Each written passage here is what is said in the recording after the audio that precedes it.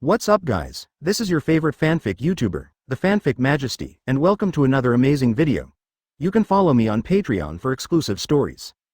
7BS 141. Is there any kind of one-on-one challenge? Golden Lion challenged Ron to a duel, but was punched in seconds.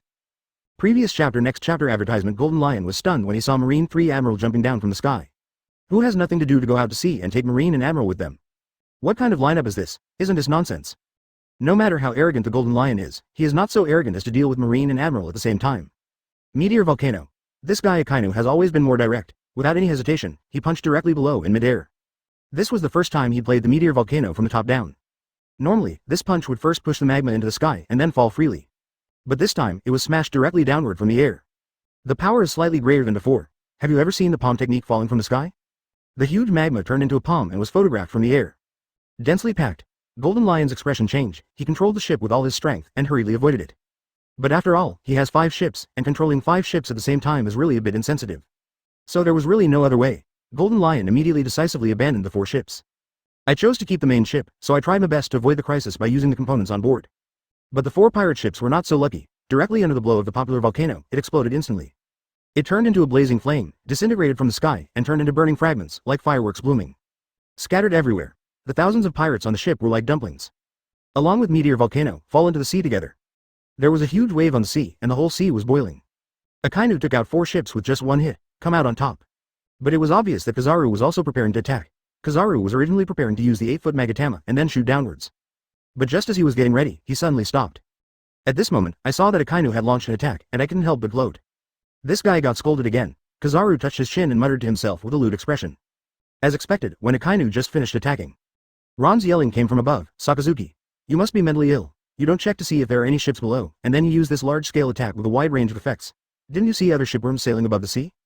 The huge waves caused by your attack have damaged many passing ships and capsized them. Don't you think before you make a move? Don't you know if there are other ships on the sea in advance? Don't you know that your move was shot from above? Advertisement. Ron slammed the chair. The voice was very loud, the tone was very stern, and there was a sense of hatred of iron that cannot be transformed into steel. Sengoku on the side felt like he was breaking into a cold sweat. With such an inspector general supervising the war, I am really on tenterhooks all the time. If someone doesn't handle it well, he will be scolded. It was so thrilling. Akainu was still feeling proud of his attack just now. I didn't expect to be scolded all of a sudden. This is an old face. He immediately stopped his hand and looked down at the sea, and sure enough he found a passing ship below. Fortunately, his attack just now didn't hit them. It was just that the waves caused by falling on the sea blew them over, and there were no casualties at all. Akainu couldn't help but feel a little embarrassed. This is his character. When dealing with pirates, he never considers whether it will cause damage to the surroundings. Kizaru was originally like this, but he was educated by Ron when he was in Sabaody archipelago. After being beaten several times, Kizaru really changed a lot. Before attacking, he always considers whether it will cause damage to the surroundings. That's why he stopped in time this time, because he saw other ships on the sea in advance. Therefore, there is no direct launch of the 8-foot Chong Magatama below. Otherwise, the ship below would probably be destroyed as well. It is precisely because he has experienced severe beatings that when Kizaru saw Akainu making a move, he immediately knew that this guy would definitely get beaten. But what Kizaru didn't expect was that Akainu only got scolded and the Inspector General didn't come down to beat him? This is too unfair. Why did I get a beating at that time? But this guy Akainu just cursed a few times and it was over. Kizaru was speechless for a while. Poor Shalino, what are you doing standing still? Pose in midair, come down and hit me immediately?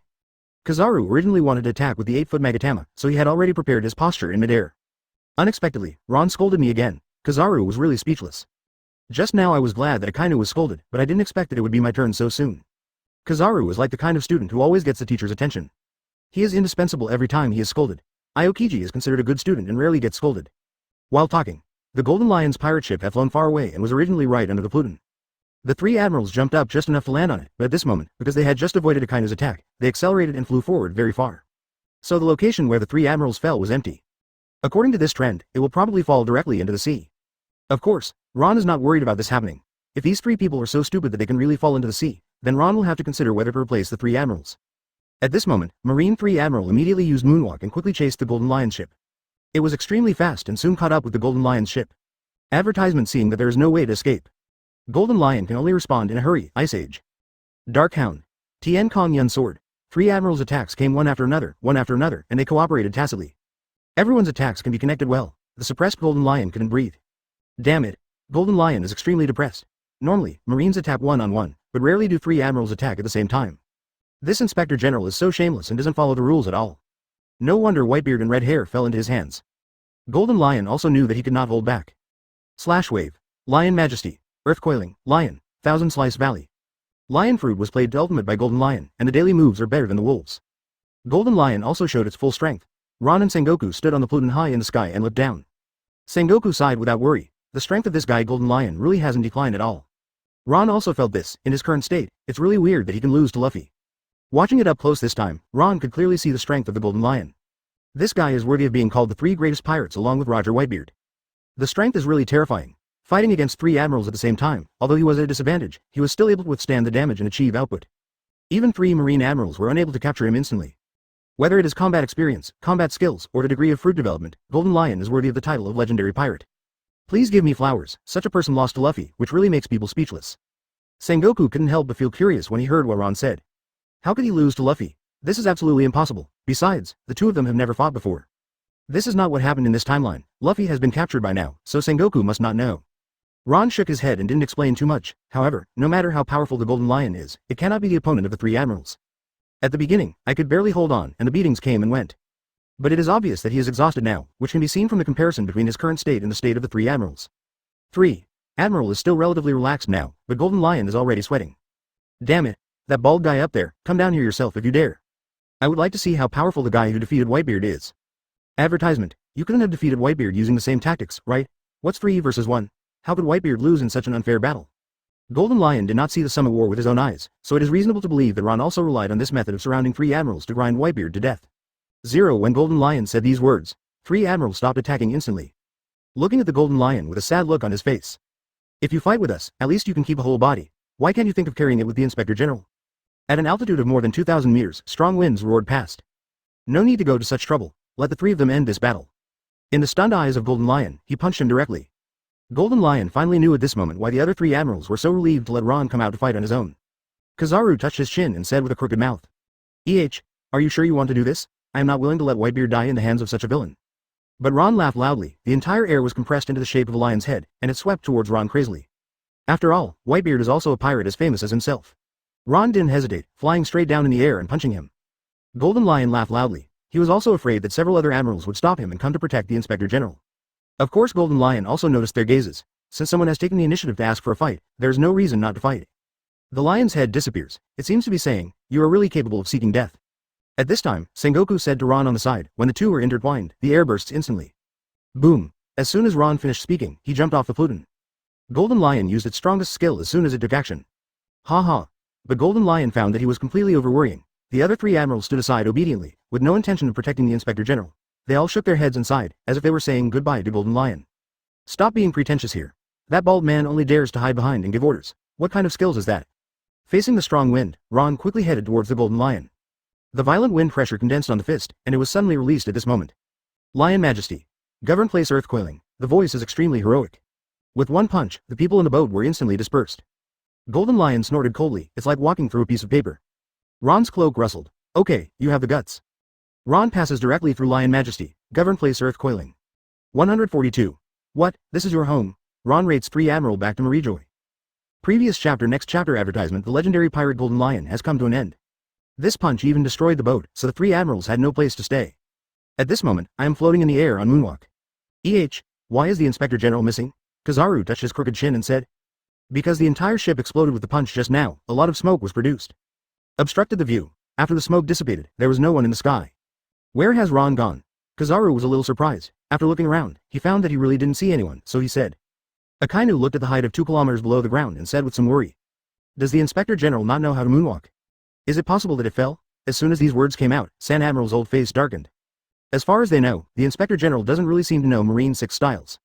In other words, after the Inspector General just blew up the only ship that could stay. It also fell directly. It is more than 2,000 meters away from the sea. Can you survive if you fall? Although they didn't like to see this Inspector General before, after getting along with each other for a month, they found that although this Inspector General was very strict, he did make Marine better. So, 870, said that they still admire him very much. How about I go down and look for it? Kizaru sighed and said. Let's go together, Akainu said solemnly, so the 3 people were preparing to descend. At this time, I suddenly saw the seawater below suddenly bursting. It was as if something was coming out of the bottom of the sea. The entire seawater exploded directly, next moment. As soon as the figure arrives, it pulls out of the water, drawing a beautiful waterline in the air. The silhouette was extremely fast, and when the 3 admirals saw this scene, they couldn't help but be stunned. Of course they recognized this figure. This bald head is so reflective that it's hard to recognize it even if you don't want to. Inspector General, isn't this a direct jump? Advertisement, this is more than 2,000 meters, jumping up from the bottom of the sea? That's more than 2,000 meters? The three admirals looked at each other for just a blink of an eye. Ron's figure flashed past them. When they reacted, Ron had already jumped over the Pluton. At this moment, the three admirals immediately used moonwalk to rise out of the sky. Caught up. Ron jumped a little too high this time, so he slowly fell from the air, preparing to land on the Pluton. As he fell, he wiped the seawater from his face. It seems that although Marine 6 styles is a bit weak, it is still necessary to learn moonwalk. In fact, when Ron was in Marijoy, after exercising, I am found a teacher for him and asked him to learn Marine 6 styles.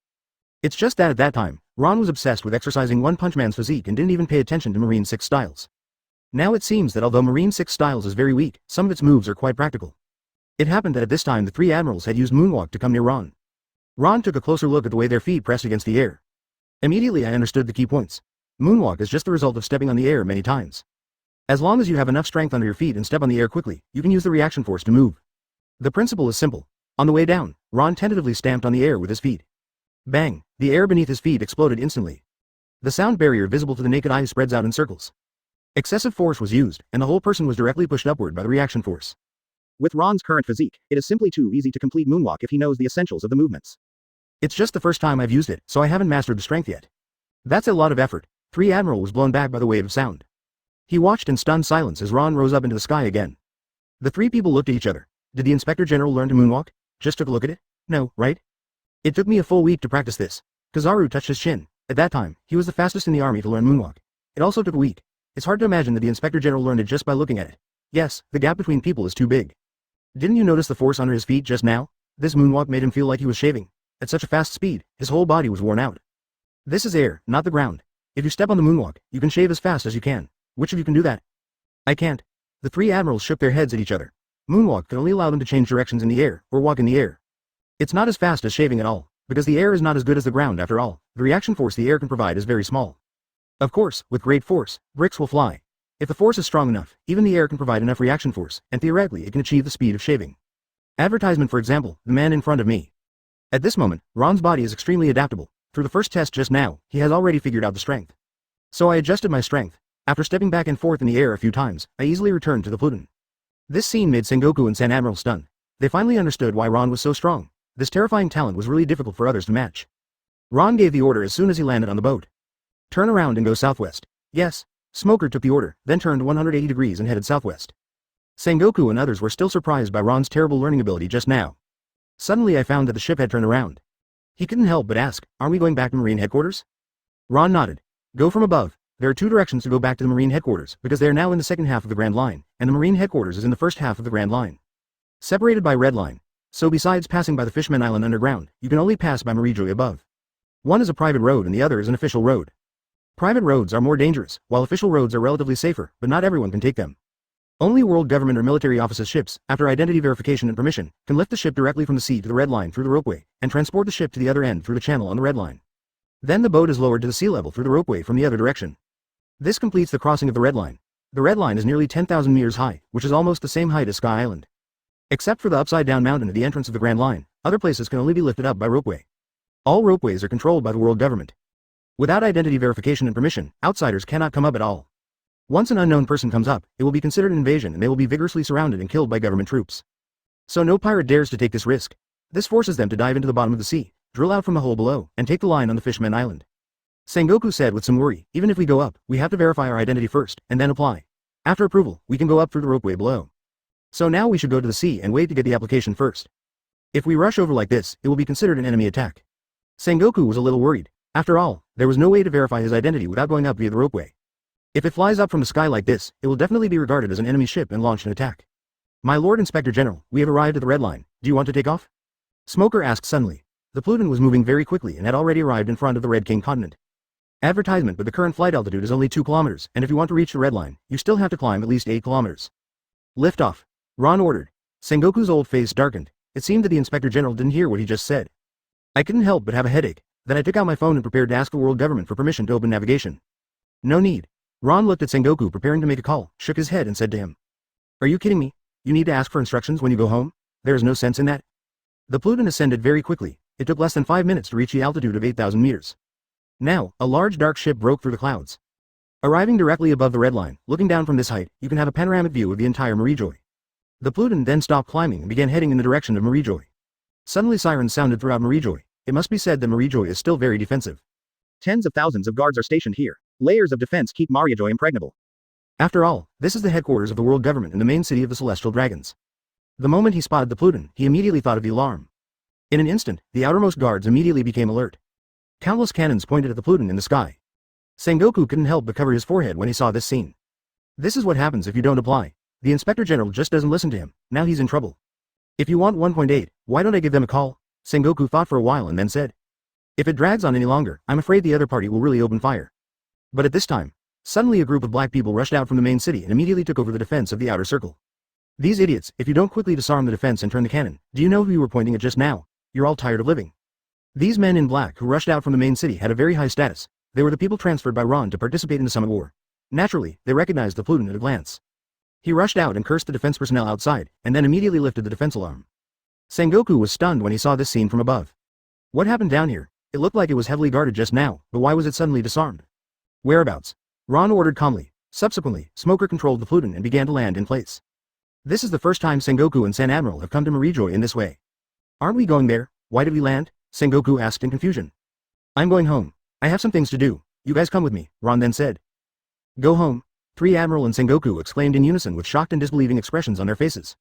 143. 5 elders are like grandchildren in front of Ron. Ron gives IM gifts. Previous chapter next chapter advertisement. At this moment, Marine 3 Admiral was a little confused, including Sengoku. They actually knew that Ron was a person sent by the world government. But I don't know Ron's specific identity. Now when I hear Ron say that this is his home, everyone looks in disbelief. Marijoy is, after all, the home of the Celestial Dragons. Only the Celestial Dragons call this place home. Could it be that Ron is a Celestial Dragons? Sengoku recalled all the previous details and found that it was very possible. This guy has always had his own way of doing things, and the 5 elders also want to see his face. It would make sense if it was really Celestial Dragons. Although Sengoku and Marine Admiral are senior figures in Marine, they have not been to Marijoy a few times. Moreover, they basically go through numerous inspections before coming, and they can only move within a limited area. So they don't know much about Marijoy. Pluton then fell from the air and landed directly on the ground with a thump. This flying ship immediately surprised all the guards below. Ron disembarked. Senior agents in black clothes immediately stepped forward to greet him. Stand neatly in 2 rows. A red carpet was laid out in advance. This solemn greeting made Sengoku, San Admiral and others feel as if they were being pampered. Although their positions are relatively high, in the final analysis, both Marshal and Admiral are just high-level workers. The real bosses of this world are still the Celestial Dragons. No matter how high his status is in other places, he is just a migrant worker. Usually 3 Admiral and Sengoku come to Marijoy. Where have they ever been treated like this? At this moment, several people looked at each other. I couldn't help but take a breath of cold air. They have already guessed that Ron is a Celestial Dragon, but this is not a treatment that ordinary Celestial Dragons can get. Even among the Celestial Dragons, I'm afraid Ron's identity is unusual. Ron walked off the Pluton calmly and stepped on the red carpet on the ground. Walk slowly towards Marijoy. Smoker, wait for me here, no need to move. Ron paused and spoke to Smoker calmly. Yes, Smoker nodded. After all, this is an important city gate of Marijoy. Logically speaking, all ships are prohibited from docking. So he was still thinking about leaving here first and going somewhere else to wait for Ron to come back. When the surrounding guards heard this, they didn't dare to move forward. Advertisement: we can only let this very large ship park outside the city gate. After all, this was Ron's personal order and they didn't dare to disobey it. Ron walked in front. 3 Admiral and Sengoku followed by CP9 members. The group entered the city gate unobstructed and came to Marijoy. As soon as I came in, I saw the 5 elders rushing over in a hurry. Sengoku couldn't help but be startled when he saw the 5 elders coming here. It was rare to see the 5 of them acting together. What are you here for? Just when Sengoku was a little confused, the 5 elders immediately came to Ron and bowed. Sir Ron, you are back. This scene once again shocked Sengoku and left him speechless. Yo. The identity of the Inspector General is not simple. Kizaru rubbed his chin and looked at this scene in disbelief. No wonder all the decisions made by the Inspector General are implemented unimpeded, and no one dares to stop it, that's why. Akainu was also thoughtful. Aokiji stood aside and said nothing. Although they are Marine senior leaders, they don't know much about the Celestial Dragons clan. Outsiders generally don't know this kind of thing.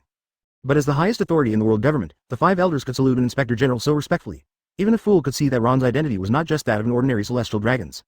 Ron nodded. Well, the 5 of you came just in time, and I happen to have something to ask you. Ron's tone was extremely calm, as if he was giving orders to his subordinates casually. Yes, Sir Ron, please give me orders at any time.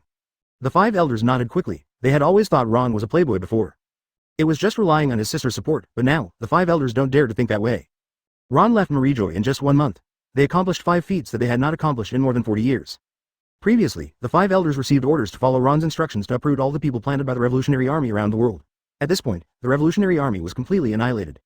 At the same time Ron also killed Whitebeard, the pirates and the Red Hair Pirates. These all shocked 5 elders. Immediately contact all franchised countries in the world and hold a world summit in 1 month and ask them to be present. I have something important to announce. Ron said calmly. The 5 elders were immediately speechless and looked at each other. Then he said cautiously, but the World Summit was just held 2 years ago. According to our regulations, World Summit is held every 4 years, so the next one should be held in 2 years. If it is held now, it would not be in compliance with the regulations. The 5 elders don't know what Ron is going to do, but after all, World Summit is the most important meeting of the entire world government. Advertisement. It is impossible to convene just as soon as it is said to be convened. Since the existence of World Summit, it has been held every 4 years and it has never changed.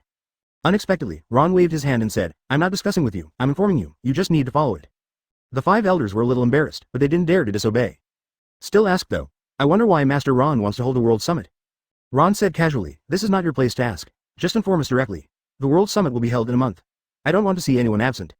The 5 elders nodded repeatedly, no problem.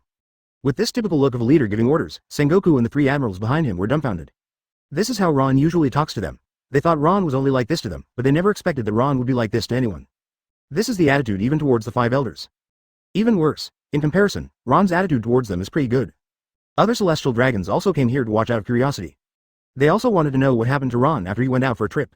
So they all came upon hearing the news, when they saw Ron and Haki walking in with Marine Admiral, 3 admirals, and Sengoku. I couldn't help but start to feel envious. Although they are all celestial dragons, compared to him and others who can only wait to die, Ron is undoubtedly more handsome.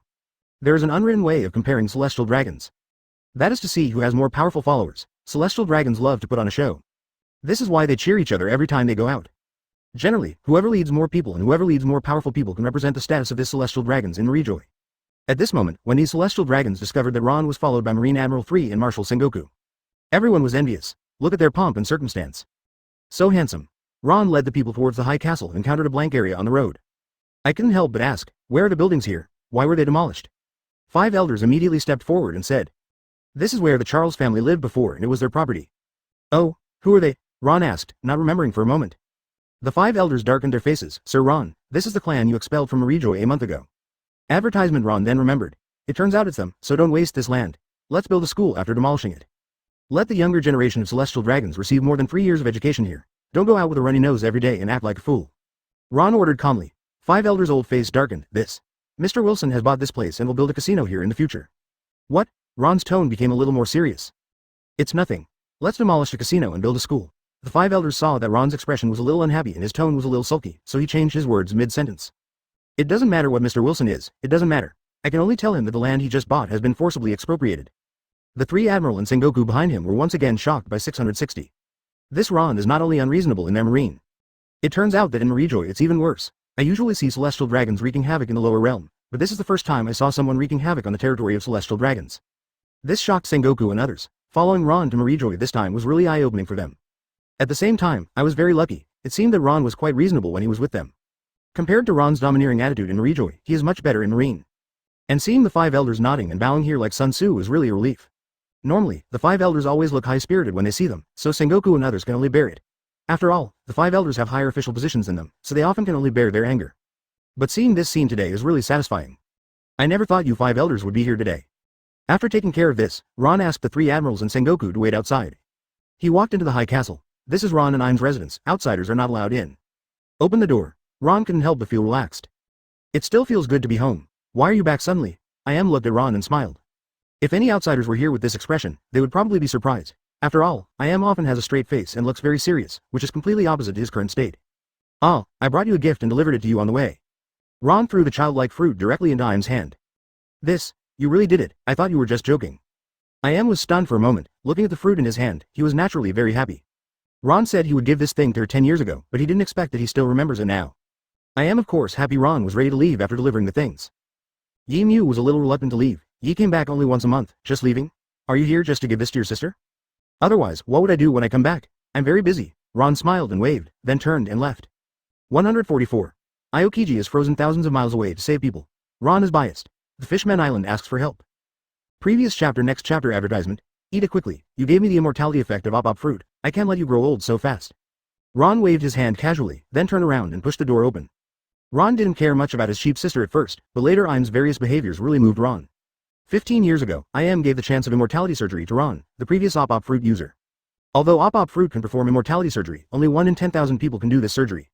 Because this fruit is extremely difficult to awaken, it has only awakened twice in 800 years. Therefore, this opportunity is extremely precious and not available to everyone. The most recent one was a man 15 years ago, who was later captured by IM, who ended up giving Ron the chance of immortality. This move really touched Ron. Later, the person with the ability who performed the immortality surgery died, and Devil Fruit returned to the sea. After several twists and turns, Rosinante finally got it and later gave it to him.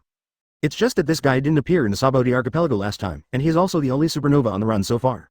It's just that this guy's fruit power hasn't been awakened, so Ron didn't decide to catch Luo right away.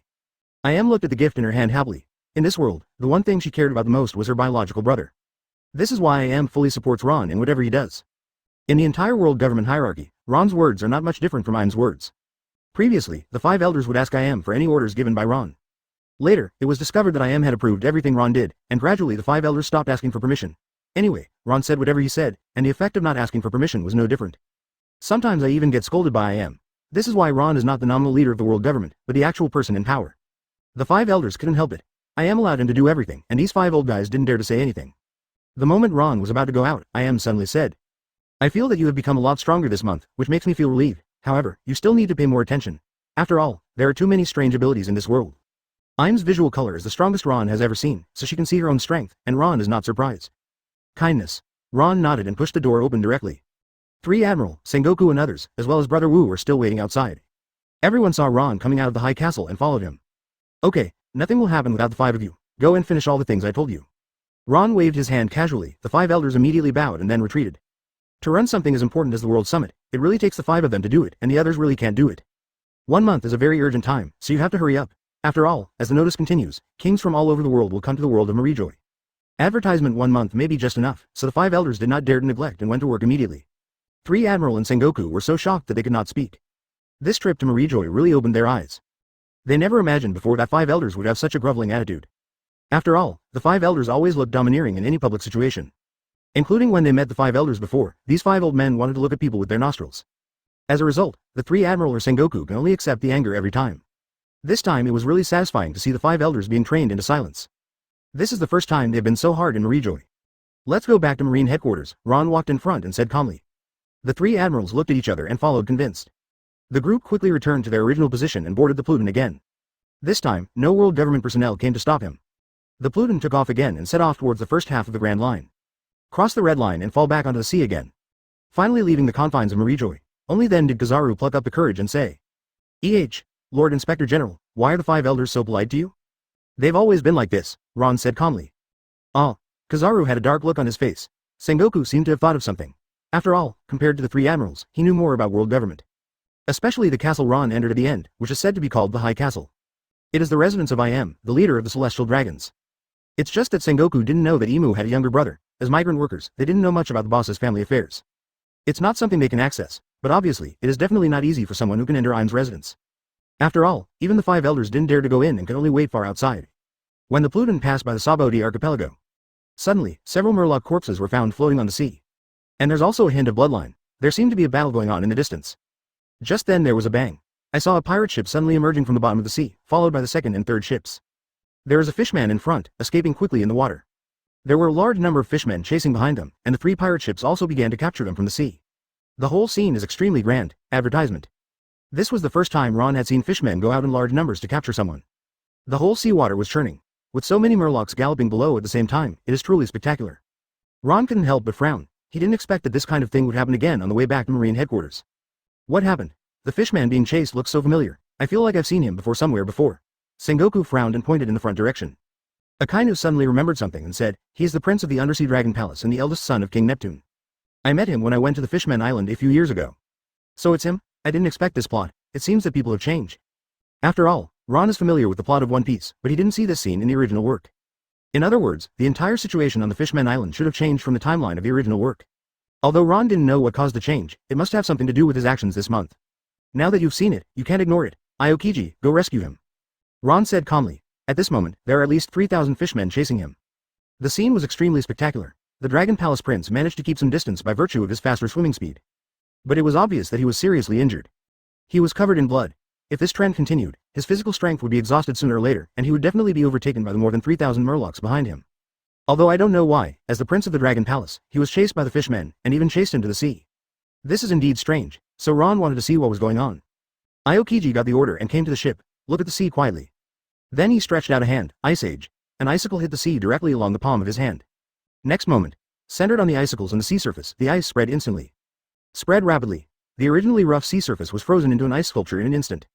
The freezing speed spreads extremely fast, and it is controlled extremely accurately. The Murlocs who were still in frantic pursuit were instantly frozen. The entire sea suddenly stopped. The freeze spread to the end of the field of vision, and everything as far as the eye could see turned into a lake of ice. Advertisement, however, only a small open space was left. The seawater there is still liquid, about 10 meters in diameter. It was as if a hole had been opened in the entire ice. And the location here happens to be the location of the Dragon Palace Prince. The Prince of Dragon Palace was still swimming forward at full speed, but suddenly he found that everything around him was frozen. The sea around him instantly turned into a wall of ice. There was no time to break, it hit directly with a bang. I was dizzy after being hit, and I was worried about being caught up by someone behind me. But when I turned around suddenly, I realized there was someone else behind me. They are all statues frozen in ice, showing a variety of poses and a variety of expressions. The one closest to me is only about 2 or 3 meters away. The Dragon Prince could even see the proud expression on the other person's face, as if he was happy that he was about to catch him. The Dragon Prince looked around in disbelief, when he found a huge black cruise ship parked in the distance. Only then did I realize that the person in front of me was the one who did me. Aokiji stood on the bow of the boat and exhaled a cold breath. The icicle in his hand broke. Ron nodded with satisfaction. Aokiji's ability to control ice was still very strong. Prince Ryugu was the only one left in the entire sea. However, Ron still, Dewang Zhao, criticized dissatisfiedly. You did a good job, but next time you should pay attention to your surroundings and don't affect these ordinary ships. Aokiji glanced at the other frozen boats next to him. He couldn't help but smile awkwardly and then shook his hand gently. The surrounding ice cracked instantly, leaving only the frozen Murlocs, while other ships regained their ability to move. The ships passing by around him breathed a sigh of relief. They were stunned when they were frozen for a moment. They thought they were being targeted by the Admiral. They were all frightened and thought that they had not made any mistakes. Kizaru on the side was speechless. His old face darkened. This is too biased. Why should I be beaten? When it kinda affected civilians, you still cursed a few words. When you come to Aokiji, you don't even curse. Just criticize 2 words casually. A sentence? This is the difference between teachers treating good students and poor students. In this way, Kizaru remembered that when the 3 of them were studying with Zephyr, he was treated in the same way. He was always beaten by teacher Zephyr. I don't know where Mr. Zephyr went after he defected to Marine. Don't let it fall into your hands, otherwise I will have to settle this account carefully. Kizaru wants to be here so much at this moment, the Dragon Palace Prince has already swam over. When he saw the bald man on the boat, he was overjoyed. I originally came to discuss the future of the Fishman Island with Ron at the order of my father, but Hody Jones and his gang found out about it and launched a coup in advance. Master Inspector General, please save the Fishman Island, the prince said excitedly. 145. With Ron's word, the Marines gathered together and leveled the Fishman Island. Previous chapter next chapter advertisement at this moment, the Crown Prince of Dragon Palace was covered in wounds. It's not going to work now, but when he met Marine, he didn't ask Marine to save him. Instead, they asked Marine to save the Fishman Island. This attitude still makes Ron quite satisfied. Pull him up and talk slowly. Ron ordered to CP9. Soon, with the support of CP9, Prince Longung was brought to the top of the ship. Only when he actually set foot on this ship did Prince Longung feel incredible. What kind of ship is this? He didn't know the existence of the Pluton, so when he stepped on the ship, he felt a little weird. This ship is comparable to their Noah's Ark, but he also knew that wasn't the point. Tell me, what happened to your Fishman Island? Ron sat down and asked. It must be a long story. Hearing what Ron said, Prince Ryugu came back to his senses, and then he looked around and found that the people around him were all Marine senior executives. He couldn't help but take a breath of cold air. My luck was so good that I didn't expect to encounter such a lineup on the way to escape. Now that the Fishman Island can be saved, although he didn't understand why Marine Admiral and Marine Marshal were both on the same ship. However, as long as this bald Inspector General is here, he will definitely lend a helping hand. Based on the information they have obtained in the past few days, it can be judged that this Inspector General is different from other Marine executives. Everywhere he went, he could save the country there from fire and water. Alabasta is so. The same goes for the Sabaody archipelago. Even more so with Dressrosa. This is why the Dragon Palace Prince believes so much that he can help him. I'm asking you something, Stussy said impatiently. Watch your attitude, Ron said with a slight scolding. Then his tone changed. Tell me, what happened on the Fishman Island? Aren't you supposed to be in the Dragon Palace? Why did you run out alone? According to the character of the Neptune family, 807 should not leave the palace. So Ron is still curious about what happened. Hear Ron ask. The Prince of Dragon Palace then said, my father originally planned to ask me to find the Inspector General. My mother and concubine once had a wish, hoping that the fishmen could leave the bottom of the sea and live on the surface. Advertisement. It was with this purpose in mind that I came to the sea. But the fishmen on the Fishman Island have always been discriminated against by humans and are not accepted by humans, so a large number of fishmen who hate humans have spawned. So they don't want fish and humans to coexist peacefully, and they don't want us to get in touch with humans. When they saw the king making this decision, they tried their best to stop it. These guys have been planning for a long time. In order to stop all this, they launched a coup in advance. First they chased me and blocked me from contacting humans. Then Hody Jones and other cadres invaded the Dragon Palace. I finally ran out, hoping to find the Inspector General and hope that he would do justice to us like he did to other islands. The Prince of Dragon Palace explained the cause and effect of the matter clearly. Sengoku couldn't help but be stunned when he heard this. He never expected that the situation on the Fishman Island would be so serious. At the same time, Sengoku couldn't help but look at Ron. These fishmen can think of Ron immediately when they're in danger. This is enough to prove that Ron's justice has been recognized by everyone. Isn't this what Marine has been pursuing? Let people think of Marine immediately when they encounter danger. This is what Marine has been aiming to achieve throughout his life. Because only by doing this can we prove that Marine is truly righteous. Instead of like before, people would not think of Marine when encountering any danger. Even avoiding Marine. How can a Marine like that be just? How many people are there in your rebel army? Sengoku grasped the question very keenly and asked the key immediately. As soon as Prince Ryugu saw that it was Marshal Marine asking the question, he immediately said, "There are 100,000 people in Japan." When he heard this sentence, Sengoku couldn't help but take a breath. I never expected there to be so many people. There are so many rebels on our Fisherman Island? This was beyond Sengoku's expectation. A small Fishman Island unexpectedly gathered so many rebels. Yeah, otherwise I wouldn't have run out to ask for help. We simply can't deal with so many people. Maybe the palace has already fallen. The escort army of their palace is less than 1/10 of the rebel army. Sengoku turned and looked at Ron and said, "After all, Fisherman Island is under the sea, so it's really inconvenient. We have no way to transport so many troops to the Fishman Island." Ron nodded. It is indeed inconvenient, but, since the Fishman King has come to us for help, we can't just die without saving him. Send an order to the headquarters to send 20 warships and 20,000 troops to assemble within an hour. To completely eliminate the rebellion on the Fishman Island, it is impossible without sufficient troops. Although it is easy for a boatload of people to solve this problem, if they want to maintain law and order, they must have enough manpower. 20,000 troops should be enough. Hearing what Ron said, Sengoku nodded. I immediately called Garp at the Marine headquarters and ordered him to make arrangements as soon as possible. Hearing that the Inspector General was willing to help them, Prince Longung was very excited. He wasn't sure whether the Inspector General would help them fishmen. So I was a little nervous when I made this request. But I never expected that Marine would agree so happily. It seems that everything is as his father said, and Marine is really different now. If this had happened before, Marine would definitely not have taken this matter to heart. Advertisement after all, that the Fishman Island is not yet a member of the world government. Theoretically not protected by Marine. Thank you so much. Prince Longung said excitedly, ahem, as he spoke, he coughed, and all the blood in his abdominal cavity spurted out. It seems that this guy was seriously injured. It is not easy to escape from being chased by so many murlocs. Before, it was all supported by faith. Now they have received Marine's promise to help them the Fishman Island. So now that the energy has been released, my body can no longer hold on. The injuries inside his body could no longer be suppressed. Began to bite back. The military doctor quickly stepped forward to check and found that the Dragon Palace Prince's breath was weak. He had lost too much blood, and his entire body was extremely weak. Looking at it like this, if blood transfusion is not given as soon as possible, it will be rescued. I'm afraid it won't work. Marshal, a blood transfusion must be done immediately, otherwise he will not survive for 10 minutes. The doctor said quickly. After saying this, everyone fell into silence. After all, this is a fishman. Is it okay to transfuse him with human blood? After all, there are only humans on the ship now, and there are no murlocs, so there is no identical blood to be transfused to him, not to mention that no one wants their blood to be transfused to a murloc. After all, some concepts are difficult to change. Even if everyone here is Marine senior management, they still have some prejudices. The Prince of Dragon Palace said with a weak breath. You don't have to worry about me, as long as you can save the Fishman Island, please. Seeing this scene, Sengoku couldn't help but take a deep breath and then said. Come on, let's try to see if my blood can be transfused to him first. As Marine Marshal, Sengoku must express his stance first at this time. These fishmen can ask their Marine for help when they are in danger, which is enough to prove that Marine has established the prestige of justice.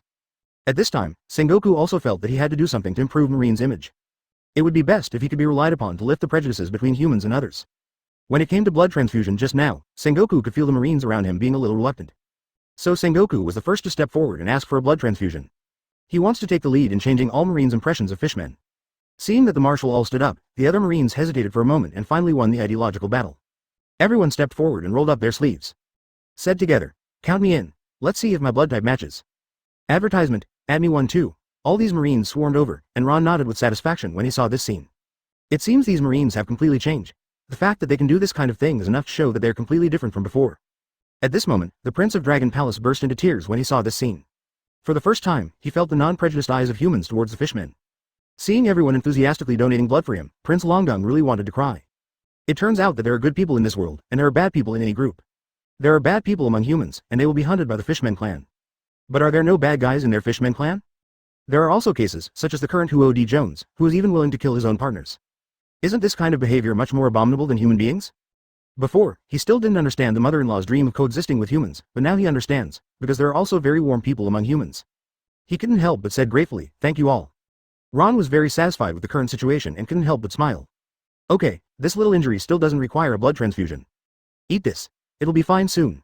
Ron took out the bag of fairy beans and threw one to the Dragon Palace Prince. This is, the Prince of Dragon Palace looked confused after taking it. But he also believed that these humans would not harm him, so he ate them directly. What makes him incredible is that the injuries on his body are recovering at a speed visible to the naked eye, and his physical strength has returned to its peak state. The whole person became energetic instantly. He said with a look of disbelief, "What kind of medicine is this? It's so powerful, you can't feel the side effects, and the effect is even better than the dangerous medicine on our island." Ron shook his head and said nothing. The reason why he chose not to give the Dragon Palace Prince any fairy beans at first.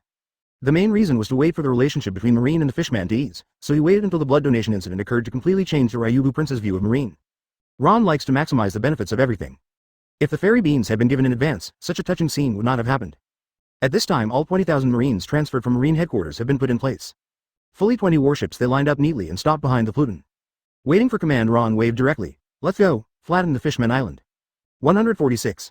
Suppress the troops, rush in recklessly, kill without mercy, leave no one behind. Previous chapter, next chapter advertisement including the Pluton, there are a total of 21 warships. After coding, at the same time, the dive begins. I have to say that the warship is really too big and weighs a lot. So the diving speed is also faster. Start your dive from the Sabaody archipelago. Rushing downward along the current, you can see there is a hole right below the red line. This is the necessary route for ordinary pirates to cross the red line back and forth. Because pirates can't take the official route, they can only sneak in from below. Various undercurrents are surging below, and sea monsters appear from time to time. So this road is actually quite dangerous. Most pirates would only have a 50 to 60% chance of passing through here. The rest can only be buried at the bottom of the sea. When Ron dived, he could see broken shipwrecks floating everywhere. These are all pirates who unfortunately died at the bottom of the sea. Of course, there are also many merchant ships among them. Their original navigation experience is not very sufficient, so the chance of failure is higher. Ron looked at the wreckage on the bottom of the sea. I couldn't help but say, it is necessary to open another route from the red line.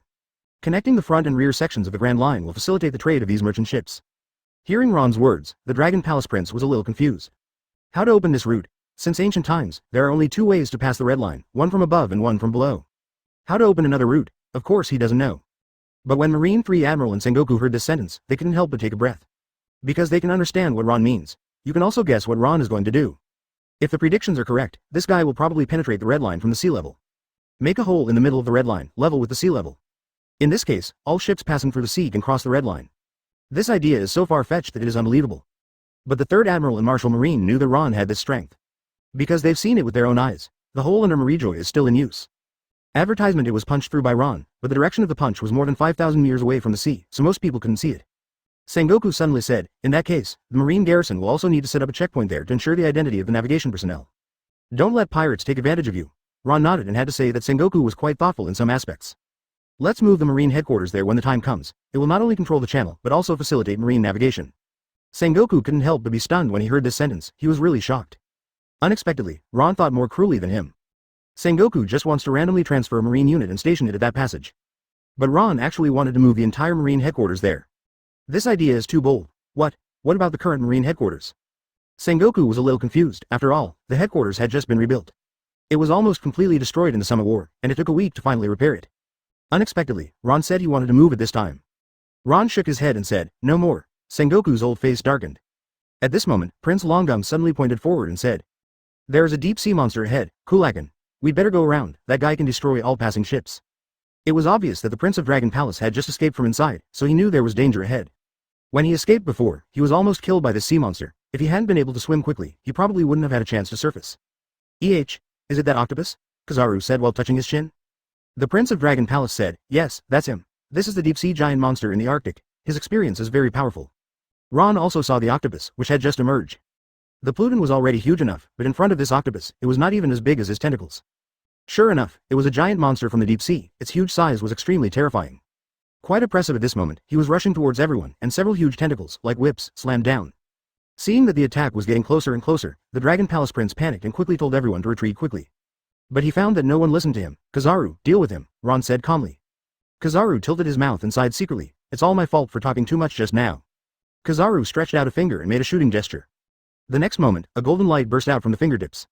With a whoosh, it was extremely fast, cutting directly through the sea surface, and penetrated the head of the deep-sea monster in an instant. The giant monster from the deep sea that had been showing its teeth and claws just now lost its vitality and leaned back. Advertisement, such a behemoth could not hinder the fleet even for a second. The Prince of Dragon Palace was stunned. This was the first time he had seen the strength of Marine Admiral. This was too exaggerated. Such a huge monster was so easily eliminated by one finger. Are all Marines monsters? Immediately afterwards, he encountered another sea monster, a humanoid monster with a huge head, which was no smaller than the deep sea monster just now. The Prince of Dragon Palace was so frightened that he quickly told everyone to get away. As expected, Yin En just said lightly, Aokiji, enter.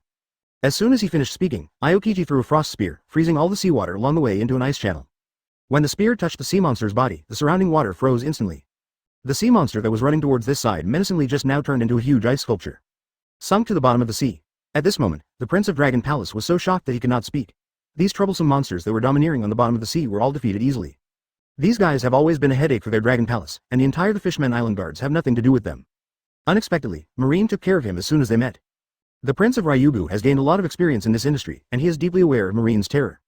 At the same time, he couldn't help but look at Ron. These powerful Marine admirals actually obeyed his orders. This man was indeed extraordinary. The group of people continued to sail forward and were now 10,000 meters deep into the seabed. We are about to arrive at the Fishmen Island. Suddenly, countless fish in front began to escape desperately, rushing towards the Marine fleet, swimming desperately in the opposite direction. The entire depths of the ocean floor were pitch black. I couldn't see clearly what was happening in front of me, but I could feel that the whole place was getting a little warmer. At this time, the Dragon Palace Prince secretly said something bad.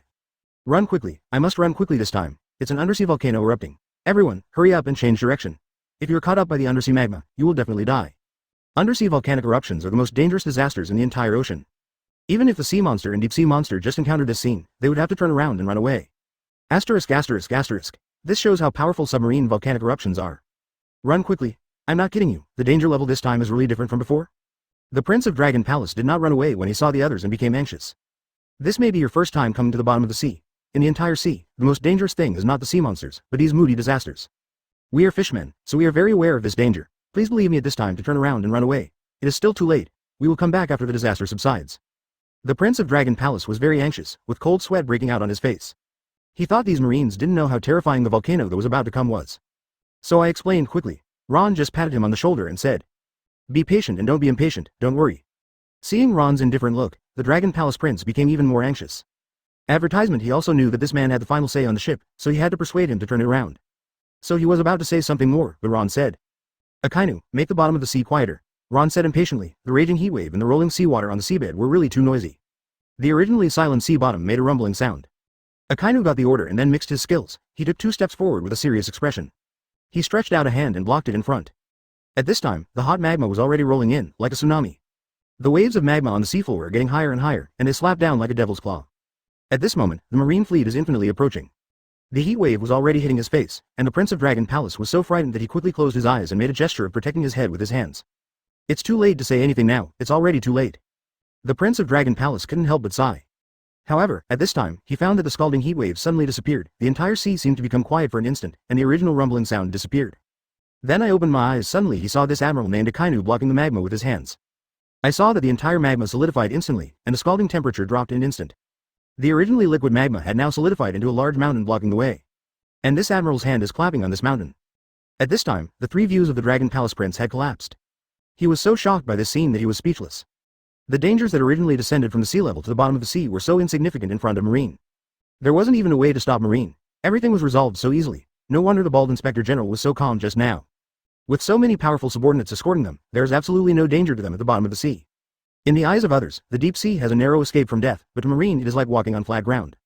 Everyone walked around and crossed the magma rock. Not long after, we arrived at the bottom of the Fishmen Island. Sure enough, the entire Fishmen Island has been taken over by Hody Jones and his gang at this moment. All defenses have been replaced. All became members of Hody Jones' pirate crew. The guard at the entrance to the Fishmen Island is also missing. When the Prince of Dragon Palace saw this scene, he was immediately filled with grief. I don't know if my father and sister are still there. He was thinking about how to enter first. Didn't expect Marine to be very direct. Just listen to Ron's direct instructions. The whole army obeyed the order and rushed in directly. If they encountered pirates, they would kill them on the spot. 147. Killed all 100,000 pirates in 10 minutes, then retreated after killing, leaving the whole audience stunned. Previous chapter. Next chapter advertisement. At this moment, the entire the Fishmen Island has been taken over by Hody Jones and his gang. All defensive fortresses are filled with Hody Jones troops. Especially the entrance and exit of the Fishmen Island. It is also heavily guarded, because this is an extremely important place. The entire the Fishmen Island can only be entered through here. So in order to prevent anyone from sneaking out, Hody Jones decided to send 10,000 soldiers here. Just to ensure that nothing goes wrong, as long as no one escapes from the Fishmen Island, then he will have enough time to stabilize the regime of the Fishmen Island. The most important thing now is to completely eliminate King Neptune's influence. This is not difficult for Hody Jones. After all, they have poison in their hands, and their troops are far more powerful than the kingdom's army. This is also the reason why they were able to occupy the Dragon Palace so quickly. Next step. They plan to execute the Neptune family in public. Only in this way can King Neptune's prestige on the Fishmen Island be completely eliminated. Only then can Hody Jones be replaced. Nothing can lower a king's prestige more than executing him in public. If these ordinary people see that their king is executed in public, then no one will follow this king. Now, in the square of the Fishmen Island, this scene is going on. The entire square of Fish, 790, Island can accommodate hundreds of thousands of people. At this moment, almost all the fishmen were gathered here. They all stood at the highest place and looked down. The nearly 100,000 people in the entire square were all Hody Jones's army. The Wuyongyang area is very vast.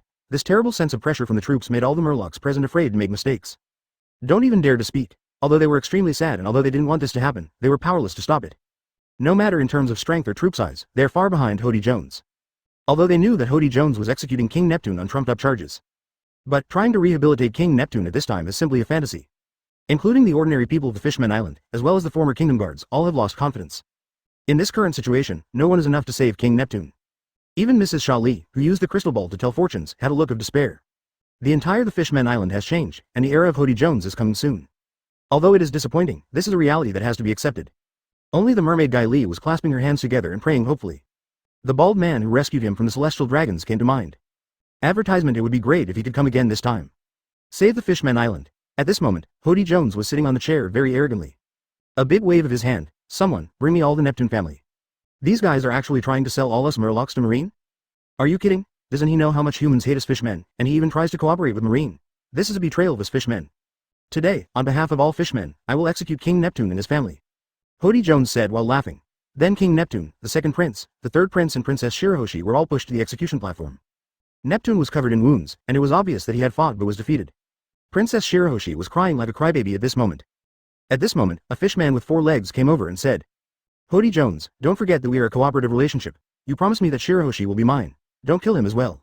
This person is none other than Vanderdecken, and his expression is extremely vulgar. Hody Jones laughed. Don't worry, Shirahoshi is yours, but the other 3 must be killed. It's a pity that one of them got away, but it's harmless. He can't escape at all. I sent more than 3,000 fishmen to capture him. He is probably dead now. Finished this sentence. The cadres of Hody Jones's group began to laugh crazily.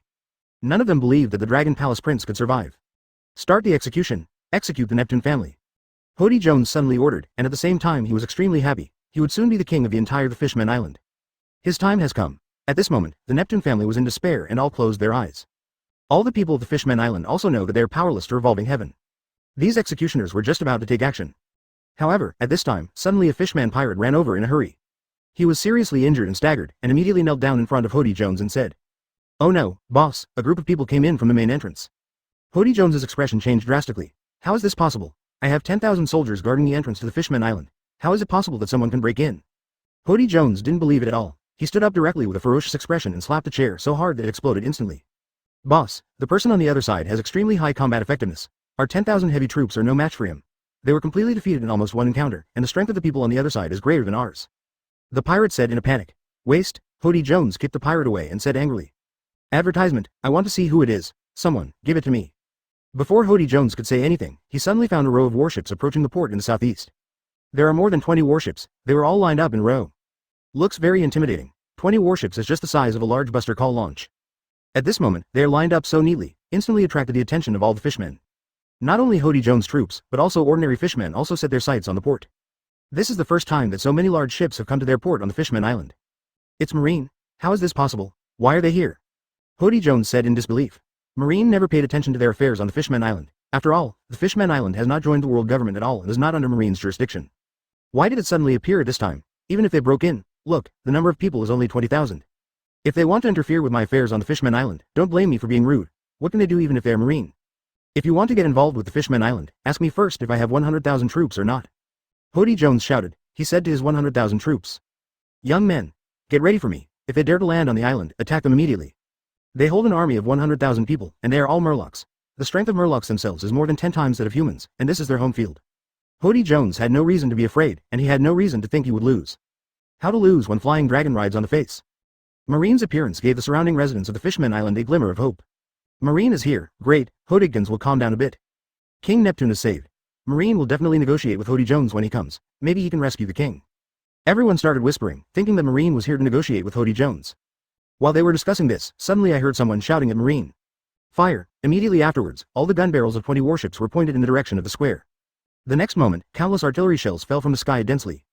It cut through the air and landed directly on the square. Suddenly there were explosions one after another. Deafening. The 100,000 pirates standing densely packed in the entire square have all become living targets. Immediately there were heavy casualties. At this moment, Hody Jones was stunned. He never expected that Marine did not land, but took the lead in a round of artillery bombardment. Advertisement. It also confused the ordinary fish people around. They thought Marine was here to negotiate with Hody Jones, but they never expected that Marine started attacking without saying a word. It was a volley of artillery fire. It was so spectacular that they were shocked and speechless. After all, Marine has never been so tough. Everyone couldn't help but have a thought in their minds at the same time. Who was leading the team this time? So awesome. Just kill and leave. Hody Jones didn't react until this moment. After a round of bombing, these soldiers were caught off guard by a charge before they could react. Instantly gained more than 10 times the strength. Phew, at this moment, a desperate counterattack began. Amid the astonished looks of all the Murlocs, 21 warships turned around and left.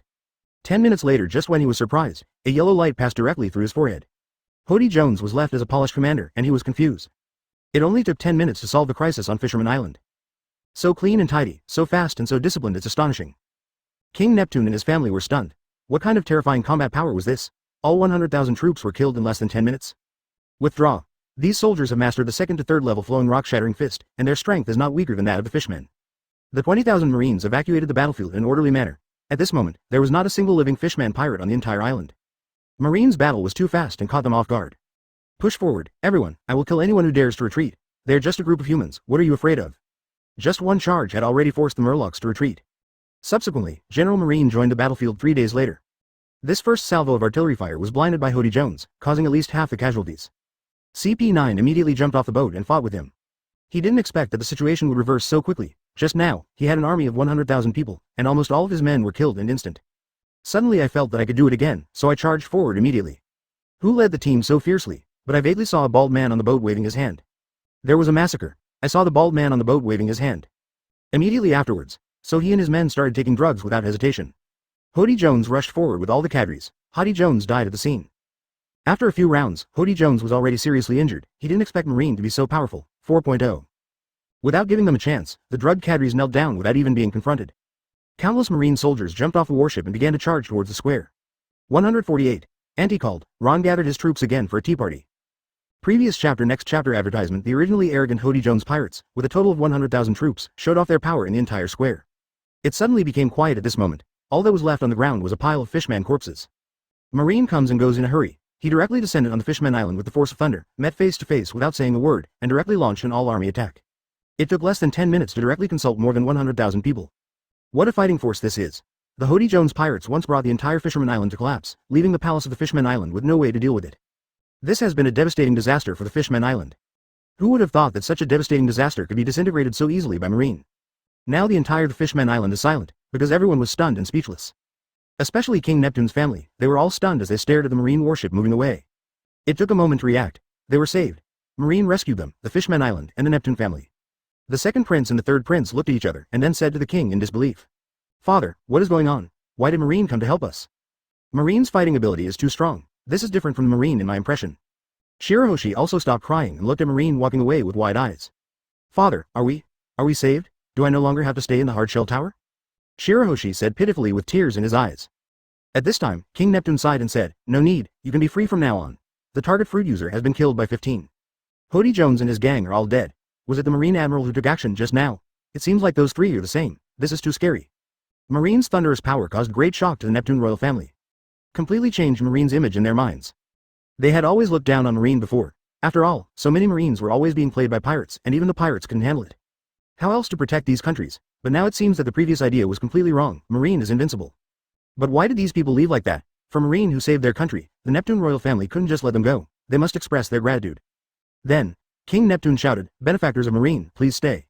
Advertisement, please accept our Neptune clan. No, please accept our the Fishman Island's gratitude to you from all the fishmen. On behalf of all the residents of the Fishman Island, thank you for your life-saving grace. Neptune bowed deeply in Marine's direction. It wasn't until Neptune's shout that the surrounding fishermen recovered from their shock. Oh, we're saved. I'm not wrong. I wasn't dazzled just now. I'm not dreaming now. It all happened so suddenly and quickly, and the change was so fast, that almost everyone thought they were in a dream. Who would have thought that Hody Jones and his gang, who were so aggressive just now, would now turn into cold corpses on the ground? The arrogance of the past no longer exists. All this happened within these 10 minutes. 10 minutes ago, all the Murlocs were wailing in despair, grieving for King Neptune who was about to die suddenly, and feeling powerless about their future fate. However, with just one cup of tea, everything has been turned upside down.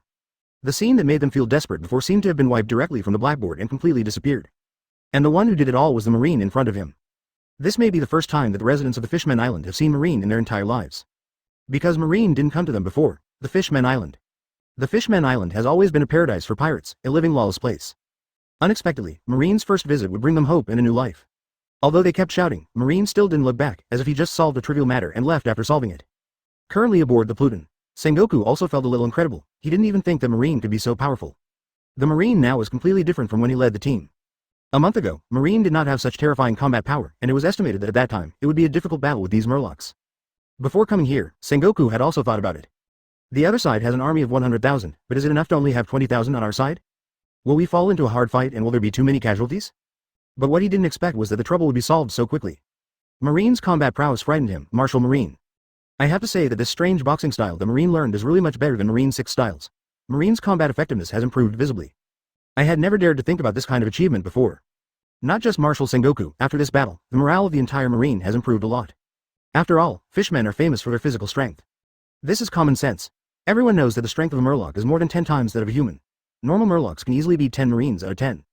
Before this battle, all Marine soldiers were not completely sure because they could not measure their current strength. Advertisement is he a match for the fishmen? So they were not confident at first. But after the battle, Marine stood up instantly. All the soldiers were full of confidence. It turned out that they were stronger than the fishmen. And it's so much stronger, this feeling is really great. This battle is not only a battle to establish Marine's prestige, but also a battle for the self-confidence of all Marine soldiers. Since the Summit War, all Marine soldiers have felt their progress and understand that they have indeed become stronger. In the battle on the Fishmen Island, Marine killed 100,000 fishmen with a crushing force, which completely made all Marine soldiers confident. I can finally see clearly how powerful I am. Even the fishmen are no longer their match. Seeing Marine's new look, Sengoku couldn't help but take a deep breath. This battle was so worth it. Subsequently, Sengoku looked at Ron and said, "Are we just leaving? Now is a good opportunity to establish diplomatic relations with the Fishmen Island.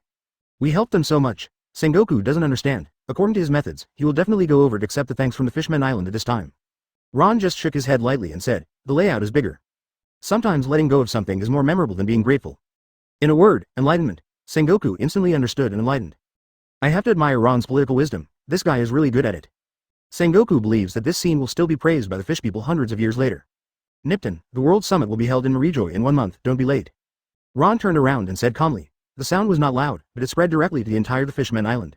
The whole Fishmen Island couldn't help but be shocked when they heard the news. They themselves have not joined the world government, so they are not eligible to participate in the World Summit. But according to the Inspector General, this is allowing them to join the world government. They were also asked to attend a meeting a month later. The weight of saying these words at this time is completely different. Because Marine has shown their strong strength, joining the world government means that they can get Marine's protection. Based on the current situation, no fishman will object. Since Marine is so powerful, who wouldn't want Marine to protect them? Advertisement, so everyone was very happy. Ron allowed them to join the world government. King Neptune also said with a very sincere attitude. Please rest assured, Inspector General, the Neptune family will never be absent. That's good. Remove the pirate flag over there. From now on, the Fishmen Island will be under the jurisdiction of Marine, and no more pirate flags are allowed to be flown. As soon as Ron finished speaking, Neptune saw the pirate flag of the Big Mom pirates hanging on the port. I couldn't help but feel extremely embarrassed. Originally, the Fishmen Island was covered by the Whitebeard pirates, but after Whitebeard died, it was taken over by Big Mom. 897 hung up Big Mom's pirate flag. Quick, get someone to remove that flag, Neptune immediately ordered. Since Marine is there to protect them, there's no need for Big Mom. Damn, this pirate has always been greedy, always asking them to hand over various ingredients to the Fishmen Island. Before, it was because there was no other way, but now that Marine is here and has shown such great fighting prowess, why does Auntie need to do this? However, at this moment, suddenly the phone bug on the Prince of Dragon Palace rang. Coincidentally, it was the call from the ant, and the prince was still on Ron's boat at this moment. Mama, Neptune, how are the cakes prepared for my tea party? As soon as the connection was connected, the ant's laughter could be heard. The Prince of Dragon Palace looked embarrassed and didn't know what to say at this time. He had just taken off Big Mom's pirate flag. At this time, Ron suddenly answered the phone and said calmly. Tea party, I like it very much. I wonder if you have invited me. There was a moment of silence on the other end of the phone. Who are you? Auntie frowned and said in a cold tone. Ron. See, Auntie's expression was shocked as she remembered this name. It's you? Mama, come if you dare and come to my tea party. The ant snorted coldly. This kid dared to provoke her. As long as he dared to come, there would be no return for him. There may be a lot of people. I hope you can prepare more seats, Ron said with a smile. There are a lot of seats. The ant showed a weird smile and hung up the phone. As Ron's voice faded away, the shadow of the Marine fleet was no longer visible. All the fishmen in the Fishmen Island watched Marine leave. Unblinking. Their eyes did not leave for a moment, until the shadow of the Marine warship was no longer visible. The group all came back to their senses. The entire Fishmen Island fell into a carnival in an instant. It didn't take long for the entire 21 warships to surface. Sengoku asked. Go back to the headquarters. No, call in twice as many troops and set off to Cake Island. Give Auntie an unforgettable tea party. 149. 50,000 troops encounter Zephyr's new Marine. Kizaru meets the teacher. Previous chapter. Next chapter. Advertisement. Vice Admiral Garp and Staff Officer Crane are responsible for guarding the Marine headquarters. Responsible for the normal operation of Marine headquarters. There was nothing we could do about it. After all, Ron took Marshal Marine and the 3 admirals away. Now they are the only 2 people in the entire Central Marine who are qualified to take charge. And this time, Garp touched his chin while talking to Staffy. You said Sengoku suddenly mobilized 20,000 troops just now. What is this for? Such a large-scale military mobilization has not occurred for many years. He really couldn't figure it out. Staff officer he also frowned, stood in front of the window, looked at the vast sea, and then said, I guess that's not what Sengoku meant. It's not like Sengoku's character. According to his character, he would not mobilize so many troops so recklessly. Sengoku's character has always been very stable. As an old comrade in arms, commander, he is very aware of this. So he could guess that such a large-scale troop mobilization definitely did not come from Sengoku. Hearing what Staffy said, Garp couldn't help but be shocked and said in disbelief. You mean, this is what the Inspector General means? Because the only person with the power to mobilize so many soldiers, besides Sengoku, is the Inspector General with mysterious origins. Even the Marine Admiral cannot mobilize 20,000 Marines to leave the headquarters at one time. This is a big deal. Marines with more than 5,000 people leaving the headquarters need to report and go through layers of approval before they can be released. Not to mention 20,000 people. Staff officer he nodded and then said. The only thing I can think of is the Inspector General. Although I haven't spent much time with him, I still know him relatively well. This kind of big battle seems to have come from his handiwork. Garp couldn't help but feel a little confused, but what is he going to do when he suddenly mobilizes so many people? When Sengoku called me just now to give me the order, he didn't tell me the reason. Staff officer he thought for a while and then said. Probably going to the Fishman Island. Did you forget that when Sengoku mobilized his troops, he specifically emphasized that he should bring the best coding craftsmen? Where else could I need coding? It must be the Fishman Island. Garp nodded. What you said makes sense.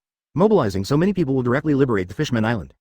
Marine hasn't dispatched so many people for a long time. There shouldn't be anything big happening today. 2TN can get off work.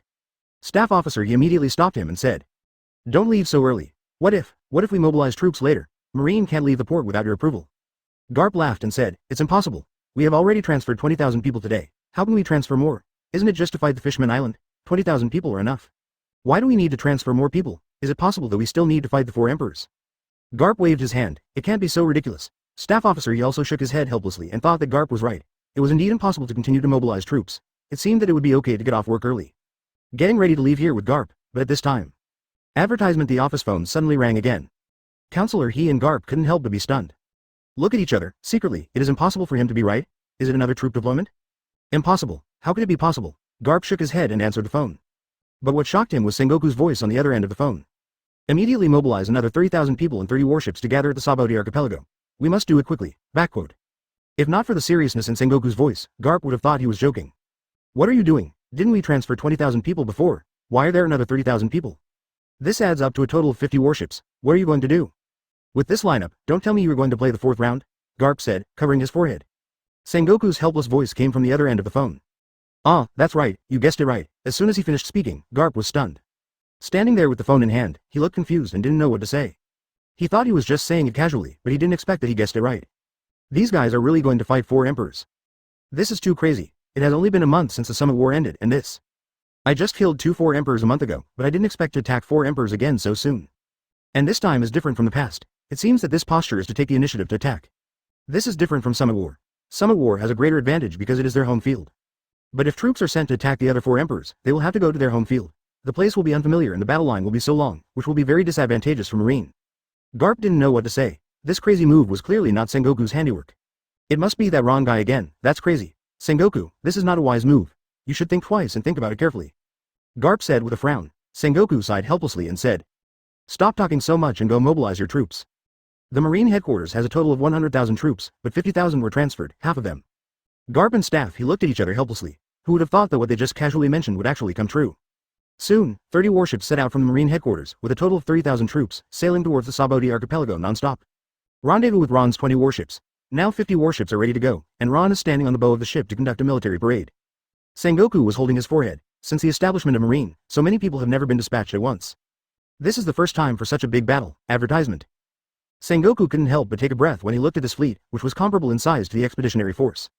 According to his stable character, he would never make such a radical move. At this moment, the residents of Sabaody archipelago were also very curious and rushed over to watch the excitement. This is also the first time they have seen a Marine fleet of this size. They all whispered excitedly. First wonder who Marine is targeting this time. This lineup is a disaster. It's so spectacular, it makes me want to be a Marine. Haha, me too. When the next Marine recruitment is held, I will definitely sign up. This scene is so exciting. Everyone started talking about it. More and more people gathered in the whole port, spreading the word to 10 and then to hundreds. It simply can't hold back people's love for watching the excitement. Report, the warships have been assembled. Smoker turned into a puff of smoke, turned around, and completed the task of ordering troops. Then he ran to report to Ron. Ron nodded and said, "Set off. Cake Island. Let's have a taste of Andy's tea party too." Ron waved his hand. Very heroic. 50,000 Marines cheered in unison. What they need is such a leader who can lead them to fight and win the war. Taking the lead with the Pluton, a total of 50 warships followed behind in a pyramid shape. Under the guidance of Ron's feng shui compass, we headed straight towards Cake Island. This is far away from Cake Island. It would also take 2 days and 1 night to move forward at full speed. Just after a day's sailing, suddenly, there were signs of fighting ahead. Many ships have been broken into pieces and are drifting on the sea. On those wooden boards, there were many people wearing marine costumes lying on them. He was dying and seriously injured all over his body. There are things floating everywhere on the sea. Ron is exercising at the moment, a routine exercise every morning. This was also the first time Sengoku and San Admiral saw Ron training. I have to say it is too exaggerated. It also allowed them to finally understand why Ron was making such rapid progress. Just when Ron was halfway through his workout, Tashigi suddenly walked in to report.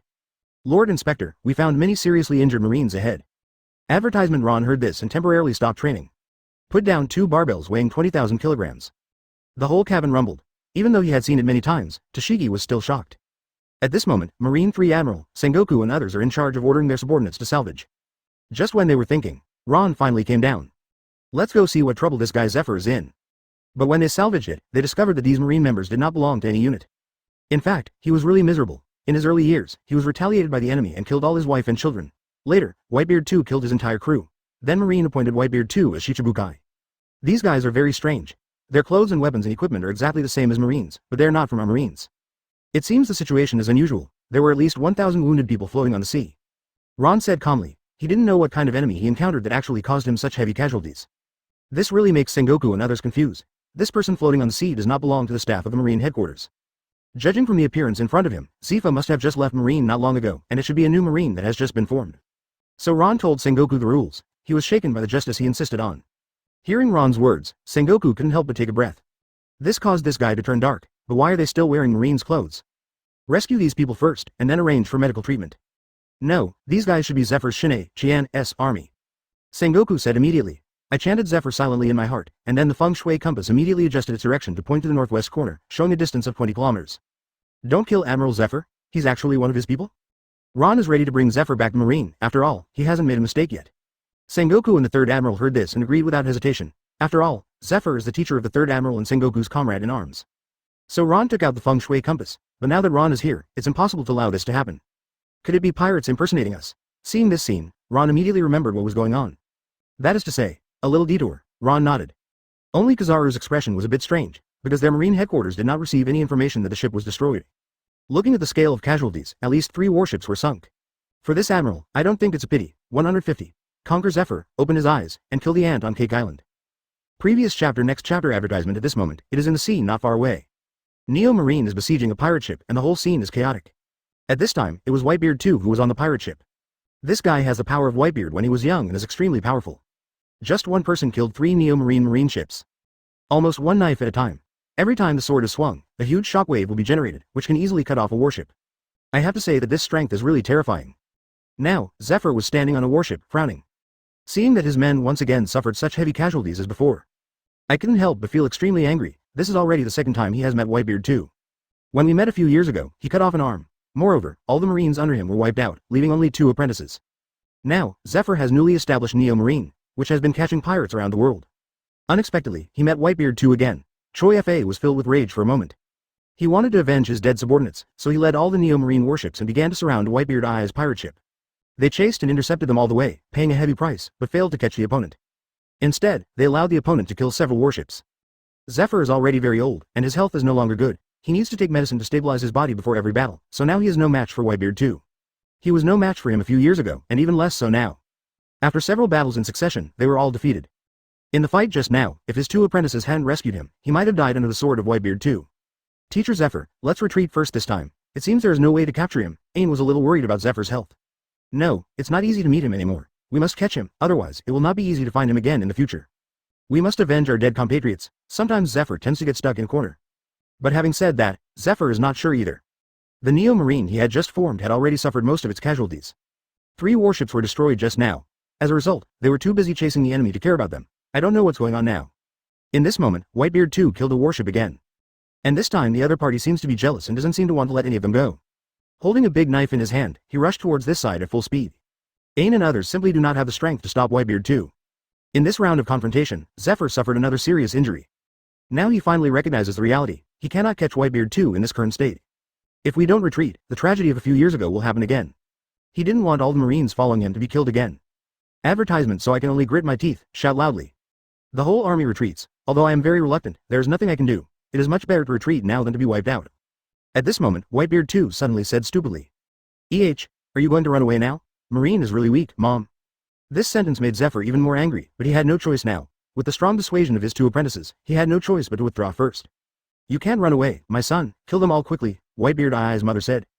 But just when he turned around and ran away, Zephyr suddenly discovered that a large number of warships appeared in the distance. Densely packed and mighty, they drove towards this side. The scene is extremely grand. BFCG, this momentum is quite oppressive. 50 warships stood neatly in a row. White waves are drawn on the sea and are speeding towards this side. It's Marine. Why are they here? Why are there so many people? Zephyr said in disbelief. Are they here to arrest us? After all, Zephyr defected to Marine. He couldn't help but worry at this moment. Marine was chasing him in front of him, and Whitebeard 2 was chasing him behind him. This situation is very detrimental to them. However, what Zephyr did not expect was that his 3 ships passed directly and smoothly through the encirclement of 50 warships. They didn't come for me. He couldn't help but turn around and saw these 50 warships directly blocking his own warship behind, knocking down Whitebeard's pirate ship. What's the matter? Immediately afterwards, Zephyr saw a bald man standing on one of the huge black ships. This person is none other than Ron. At this moment, Ron looked at Whitebeard 2, his expression changed and became very fierce. Oh, who just said that we were going to kill all Marines? As soon as Ron finished speaking, Aokiji, Akainu, Kizaru, and the 3 admirals immediately stood behind Ron. An unprecedented sense of oppression swept over him. Even Whitebeard 2, who had always been stupid, couldn't help but take 2 steps back at this moment. There was a cold sweat on my head. This sense of oppression is too strong, even if there is no action between the 2 parties, even if this stupid Whitebeard 2 does not know Marine Admiral 3. But at this moment, he could also feel the momentum coming from the other party. Miss Ba Jin sat down directly on the ground with a plop.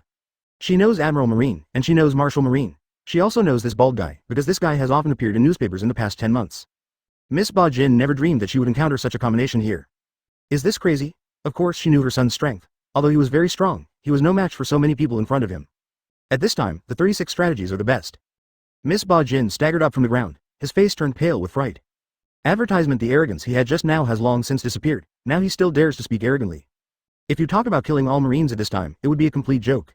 He didn't even look at how many people were coming from Marine across the way. Let's not talk about the 3 Marine Admiral and Marine Marshal in front of us. Just the 50 warships behind them must have at least 50,000 people. How could it be possible to kill him? It's better to run away quickly.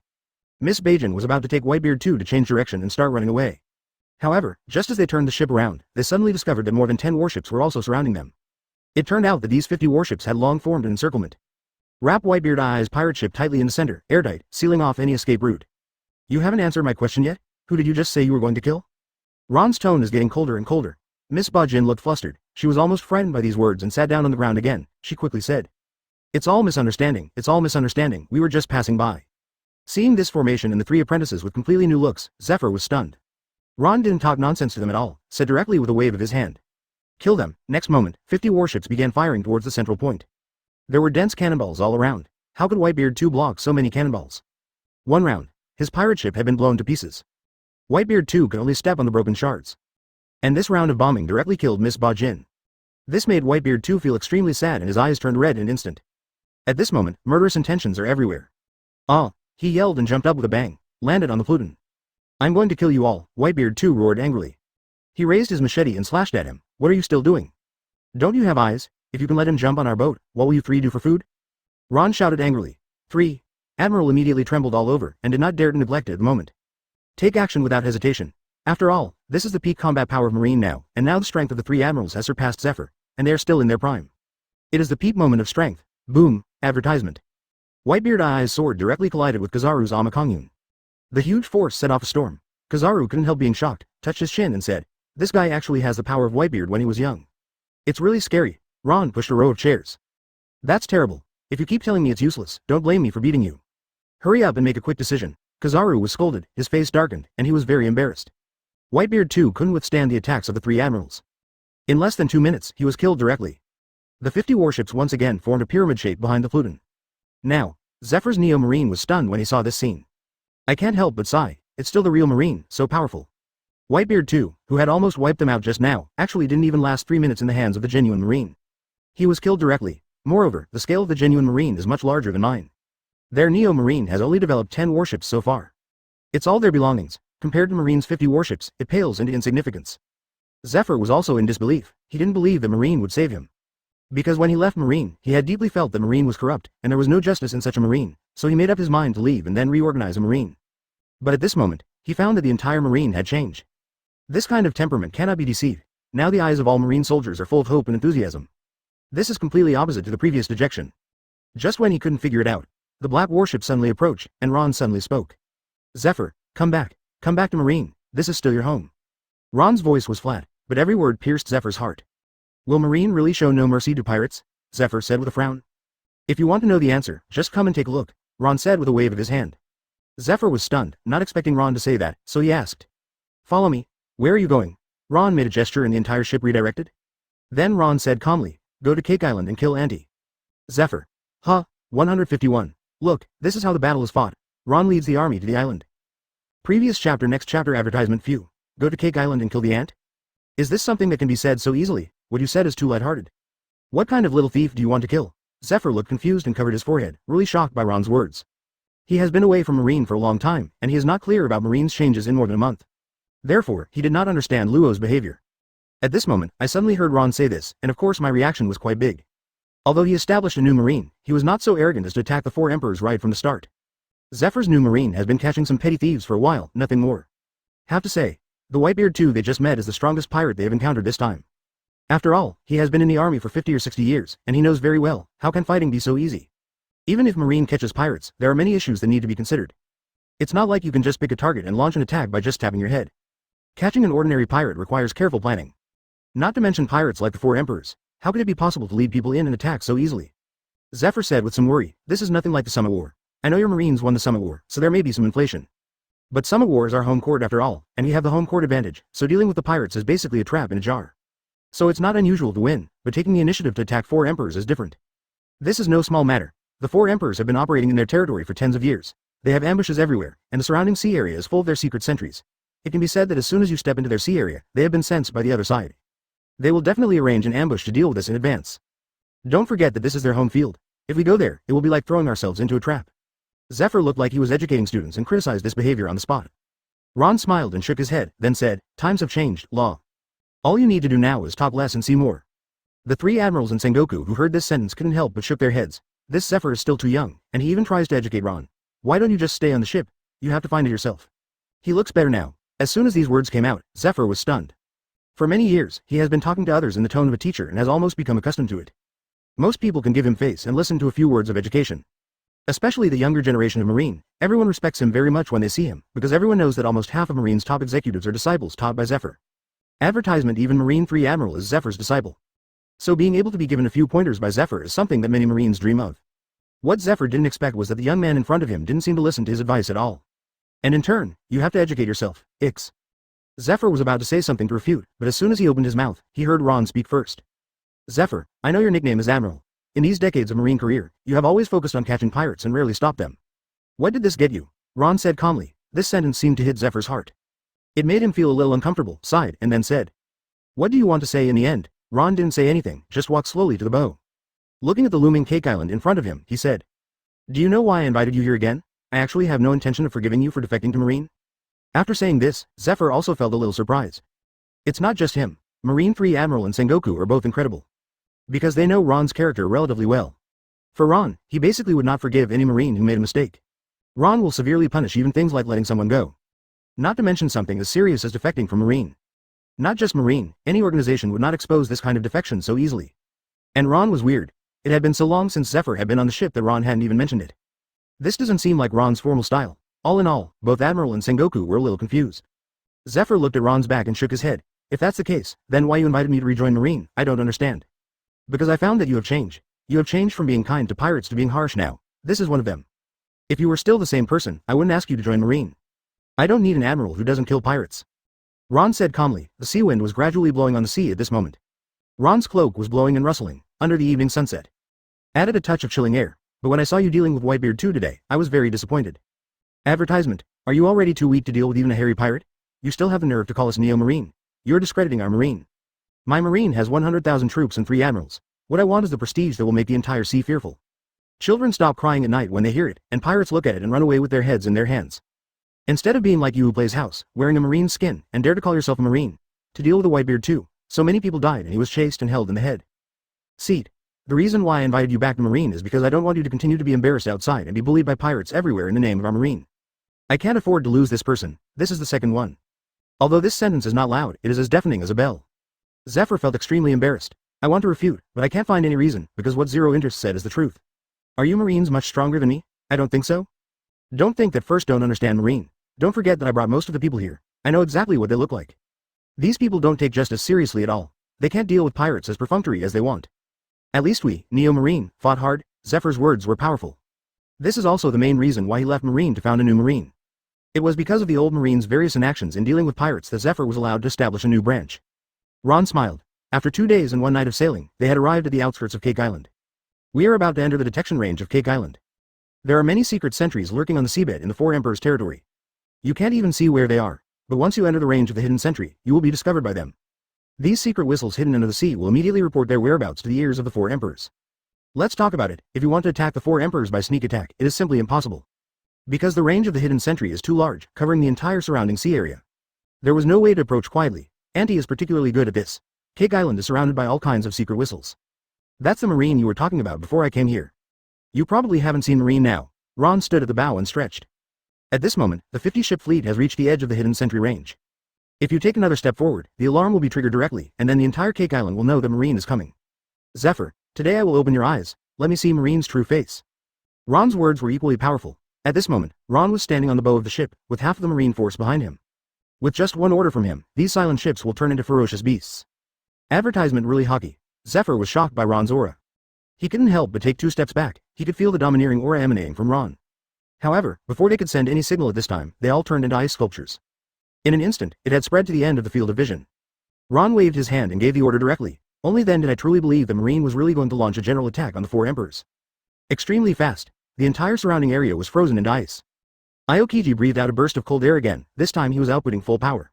Maintaining the last posture of his life, ice spreads extremely quickly. What are you going to do? Zephyr said in a deep voice. Aokiji landed back on the boat. Now, just to paralyze the opponent's secret whistle instantly as Ron ordered. It's impossible to catch up with the naked eye. The biting cold wind blew across the ice, and the translucent ice reflected the setting sun. These secret sentries on the entire seabed were originally densely scattered all over the sea, and no one could escape their detection. Moreover, it directly surrounded the entire Cake Island. The whole sea is like this. No one can get around them. The next moment, starting from the contact point between the icicles and the seawater freezes instantly and spreads directly at an extremely fast speed. It was deathly quiet, without any sound of rolling water. The originally wavy sea surface had already turned into ice before the waves fell. Yes, turned into an ice sculpture. Cake Island, which originally stood in the middle of the sea, has now become an isolated island on the glacier. This is something he would never dare to do. Compared with Marine, he is really just playing house. In an instant, the icicle protruding from the palm of his hand stabbed directly into the sea. Zypha's eyes widened in shock. Aokiji, immediately paralyze all surrounding secret sentries. Take a good look. Today I'm going to let you know what a real Marine is. This is not your kind of playing house Marine. The originally rough sea became silent for a moment. Aokiji jumped up without hesitation, pointing both palms towards the sea.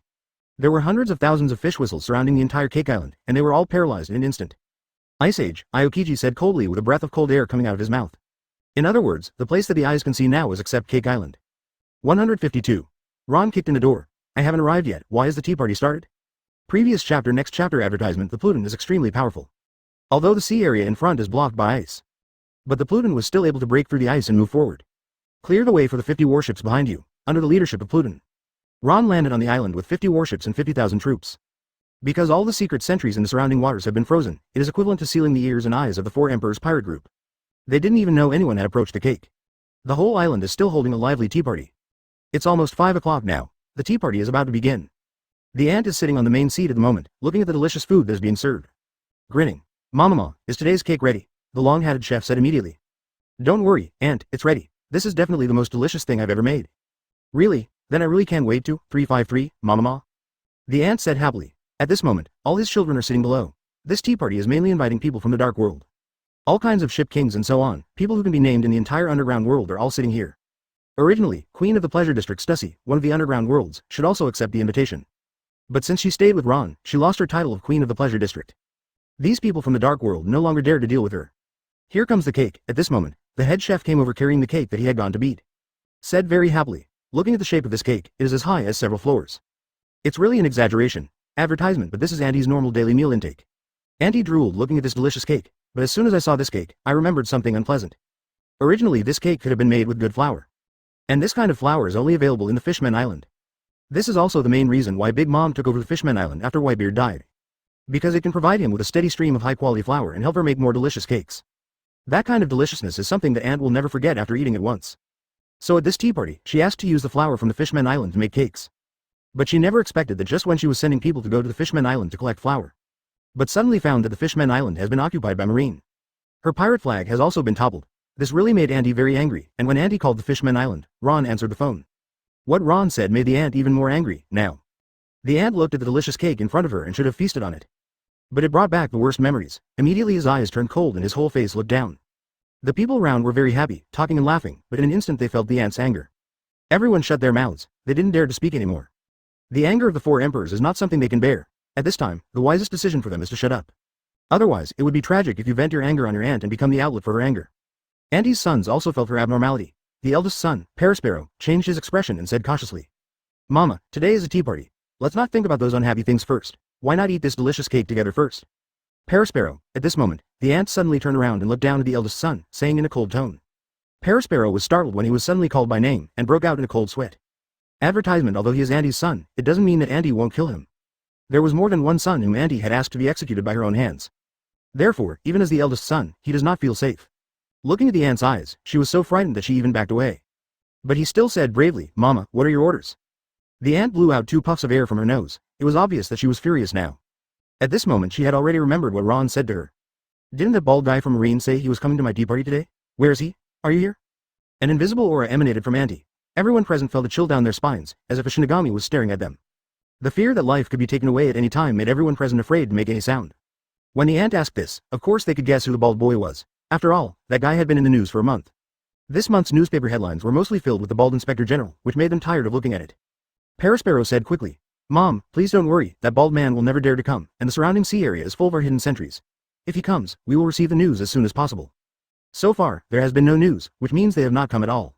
Think about it, this is my mother's territory. How dare they come over? They will never dare to come over. Parasparrow said with great certainty that the secret sentries around here are all under his control. If anyone comes in, he will get the news immediately. And he didn't believe Marine would really dare to come. When the aunt heard this, she couldn't help laughing. "Mama, I thought this guy was so bold. What he said on the phone was quite confident. Now it seems he is just a quick-tongued brat. But don't be careless. Tell your secret sentries to keep an eye on me. If any suspicious ships approach Cake Island, they must report it in time. Do you understand, Parasparrow?" Auntie's tone became a little more serious. It can be seen that he also attaches great importance to this matter.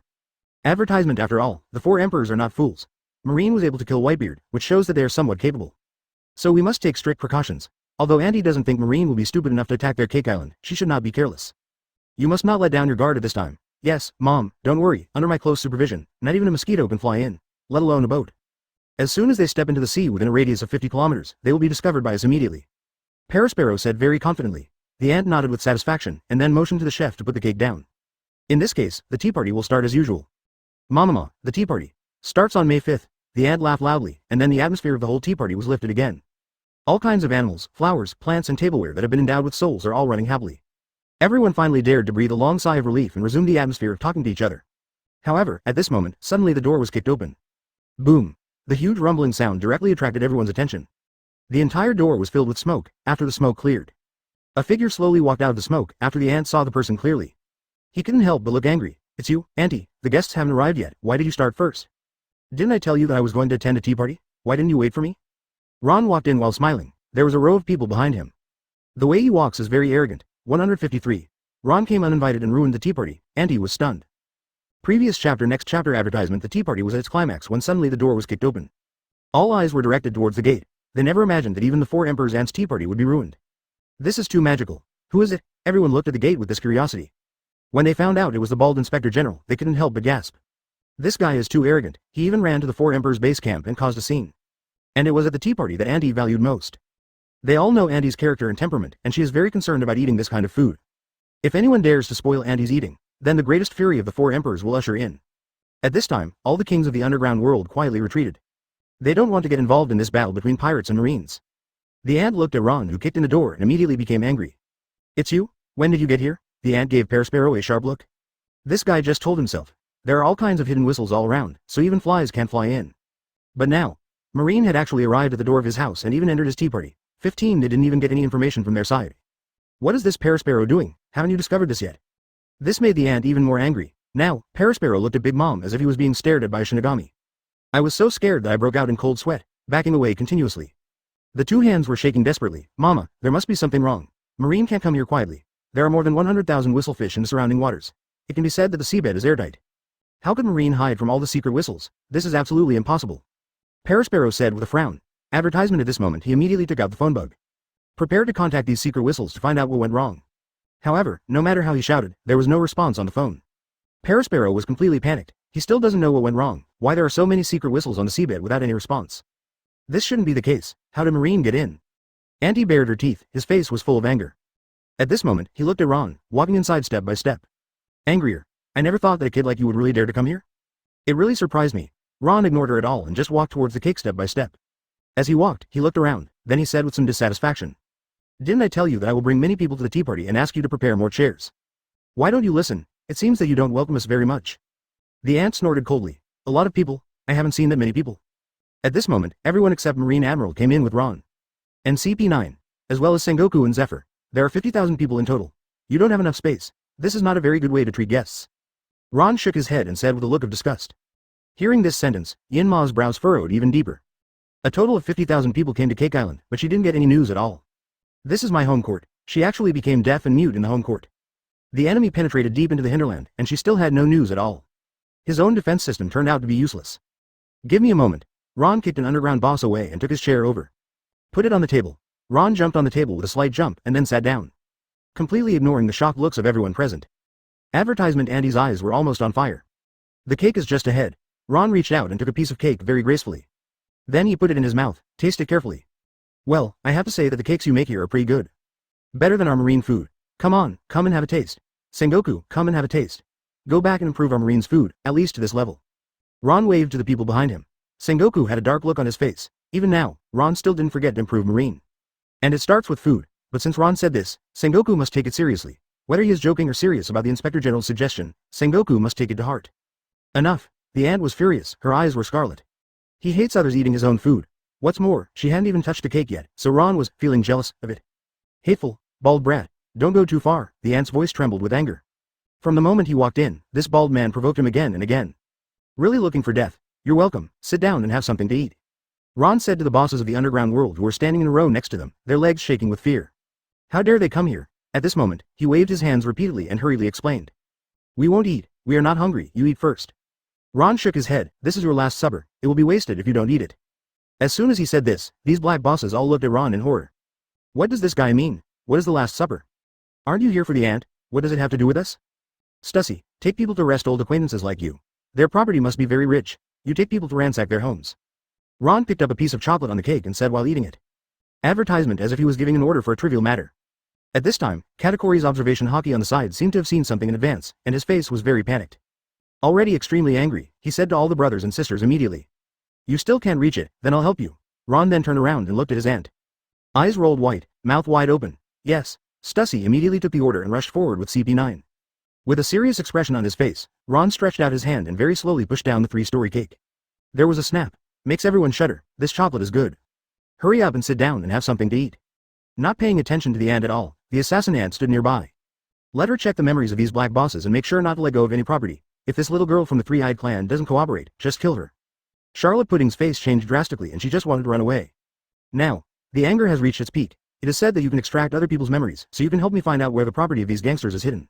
These black bosses were no match for them, they were easily subdued. The surrounding air became stagnant for a moment. Hey, why are you still standing here? Ron said calmly. Ron patted the three-eyed girl sitting next to him, Charlotte Pudding. Auntie is about to explode.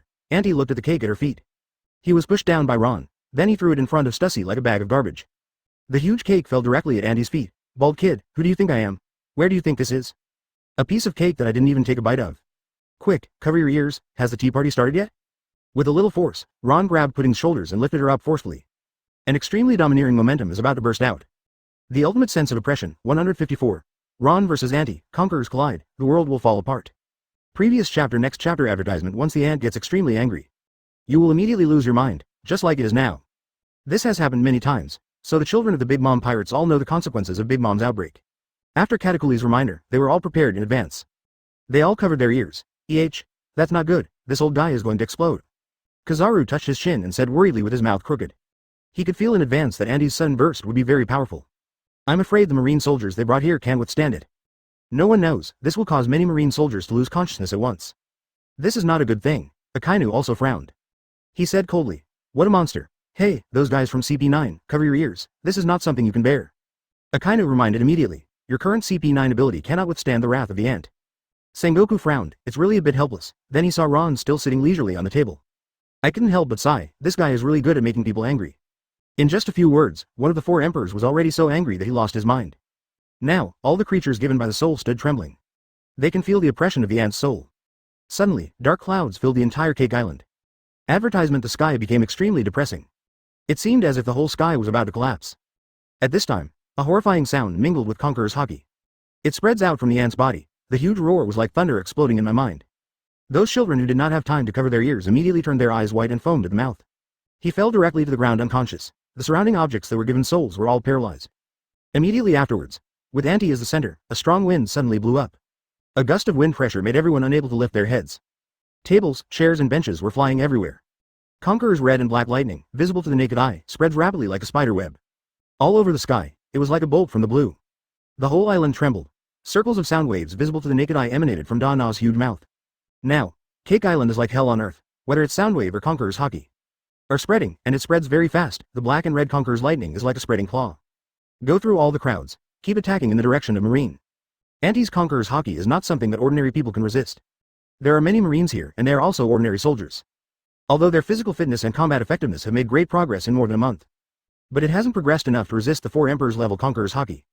If this Conqueror's haki and this terrifying sound wave spreads, they will definitely turn their eyes white, foam at the mouth, and faint on the spot. Advertisement. When the time comes, this blow will directly destroy most of Marine's combat effectiveness. At this moment, all the Marines looked at this scene and couldn't help but take a breath. It's as if Shinigami's scythe is approaching. Except for the 3 Admiral and Sengoku Zephyr, no one else could face the impact of Conqueror's haki calmly. The black and red lightning visible to the naked eye made these soldiers frown and shed cold sweat. However, they did not scatter, they still stood there upright. This is military appearance and discipline. It is impossible to escape. After experiencing the Summer War and the battle on the Fishman Island, these Marines have become strong and strong. Even if he was stunned by Conquerors, he couldn't embarrass Marine. Of course Ron couldn't allow this to happen. I saw this terrifying sound wave in Conqueror's haki when they were about to touch Ron. Ron sat on the table and looked up suddenly. The look in his eyes suddenly changed from the playful look before to extremely sharp. The same black-red haki emanated from Ron's body.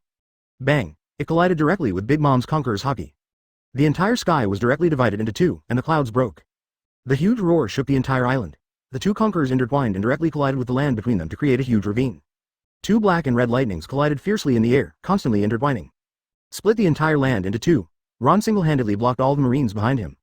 There were lightning and thunder and violent storms rolling in front of him, but behind Ron, he remained motionless and the clouds rolled and relaxed. Completely 2 worlds. There's hell in front of Ron and heaven behind him. All the Marine soldiers looked at Ron's back from behind. I can't help but admire you very much. The Inspector General is so powerful that even such a terrifying Conqueror's haki was stopped by him. Especially these Marine soldiers, looking at the wailing on the other side, the ant soldiers were in pain and foaming at the mouth. But there was no change on their side, and they didn't even feel any sense of oppression. Big Mom's Conqueror's haki, there's no way to penetrate it. Advertisement. I didn't expect the Inspector General's Conqueror's haki to be so powerful, Kizaru said calmly while touching his chin. This is the first time he has seen it. At this moment, the 3 admirals were standing behind Ron, and they could feel the tyranny of Ron's haki. He's only 18 years old, and Conqueror's haki has already reached this point. Now, Katakuli's expression suddenly changed, and his observation haki had a premonition of something bad happening again. Not good, this bald man is going to fight back. Everyone, please stay awake. After Katakuri finished speaking, he also used Conqueror's haki. Fusion with Big Mom's Conqueror's haki and colliding with Ron's Conqueror's haki. But at this moment, Ron raised his head and smiled calmly. Then he frowned. In an instant, Conqueror's haki, who was originally dull, Howly-How, suddenly became violent. Ron's own momentum doubled instantly. The originally black and red lightning had become so intense that it was pitch black. It turned pitch black. In an instant, he pushed back both the Conquerors of Cannabis and the Conquerors of Katakuri. The dark clouds in the entire sky dissipated in an instant. The raging and violent wind was also pushed back. Bang! Anti kept retreating and knocked down several big trees. Being scratched by this jet-black Conqueror's body, the ant couldn't help but shuddered, closed her mouth, and her roar suddenly stopped. He immediately regained consciousness. Just wake up, Ron said lightly. Don't yell anymore, it's very noisy. The ant frowned, and her huge teeth clenched. Auntie decided not to procrastinate anymore. This is her home court. Can she still make the other party turn upside down? Come on, kill them. The ant said angrily. 155. Kizaru, you haven't eaten yet. Let's paddle again and marry you to the ant. Previous chapter next chapter advertisement. It's really miserable for the ant's son and subordinates. I had just been attacked indiscriminately by my aunt, and I was so shocked that I felt dizzy. The result has not yet come to an end. I was ordered by my aunt to rush forward. These guys can only bite the bullet and pick up weapons. Then charges a marine. Among them, there are several aunts and children who are relatively strong. Not affected by Conqueror's hockey, so I'm relatively sober. Especially the 4 general stars. At this moment, Auntie has a total of 4 generals, one of whom has not yet been defeated by the strange monk, because the strange monk has been captured by marine at this time. It can be regarded as allowing this general to escape. But you can't escape the first grade of junior high school, but you can't escape the 15th grade. Now, the 4 generals immediately launched an attack. The ant has nearly 100 children, armed with weapons and looking fierce. With tens of thousands of members of the Big Mom Pirates, they rushed over in a swarm. Ron sat there, waved slightly to the opposite side, and then said, "What are you still doing? Enter them well." Subsequently, 3 admiral immediately disappeared on the spot and rushed forward. Except for Marshal Sengoku, the former Admiral Zephyr. All the marines rushed forward, directly confront the Big Mom Pirates. More than 100,393 people swarmed together, and the whole scene was very grand. The sound of killing was overwhelming. Advertisement. Gold and armor intertwined, and artillery fire fired. Suddenly the entire peaceful tea party turned into a human Shira field. This massive human impact, the visual shock it brings is really exciting. Marine brought a total of 50,000 people this time, all of whom were elites. They are all people who have experienced the Summit War. There is absolutely no fear in facing 4 emperors. In their eyes, the 4 emperors are not invincible. So what if it's the so-called invincible Whitebeard pirates? It's not like they were all annihilated. The red hair pirates who were looking for face everywhere were all eliminated by them. Experiencing top battles has thoroughly honed the blood of these marines and strengthened their vision. So facing the Big Mom Pirates, none of them felt fear, but instead felt extremely excited. This was something they had never dared to think about before. Before the Summit War, they were actually very scared when they faced the 4 Emperors C group. He never thought that he would one day fight against them, let alone defeat them one day. At that time, the 4 Emperors were far out of reach for them. Playing against the 4 Emperors? Are you kidding? You are mentally ill? Wouldn't that be sending someone to death? But after experiencing the Summit War, these marines' thoughts completely change. 4 Emperors is nothing more than that. These ferocious pirates are actually not that strong. Especially Marine, who had already learned the flowing rock-shattering fist, beat these pirates to a pulp and suddenly felt confident. They went from being afraid of fighting the 4 Emperors to now eager to fight the 4 Emperors. Because they can't wait to know how much progress they have made compared to Summit War. And the only way to measure their progress is, there is only the 4 Emperors pirate group. This change of mind is clearly reflected in Tianchi. Advertisement and all of this was brought to them by Ron. At this time, Zephyr, who was watching all this from behind, couldn't help but be extremely shocked. He is an old Marine. He knew very well what Marine was like before, and it could be said that no one knew it better than him. After all, he brought out most of the Marines. Is this the same Marine I know? Zephyr shook his head in disbelief and said to Sengoku beside him. Sengoku knew what Zephyr was thinking, because Sengoku thought the same way before, but now he is used to it.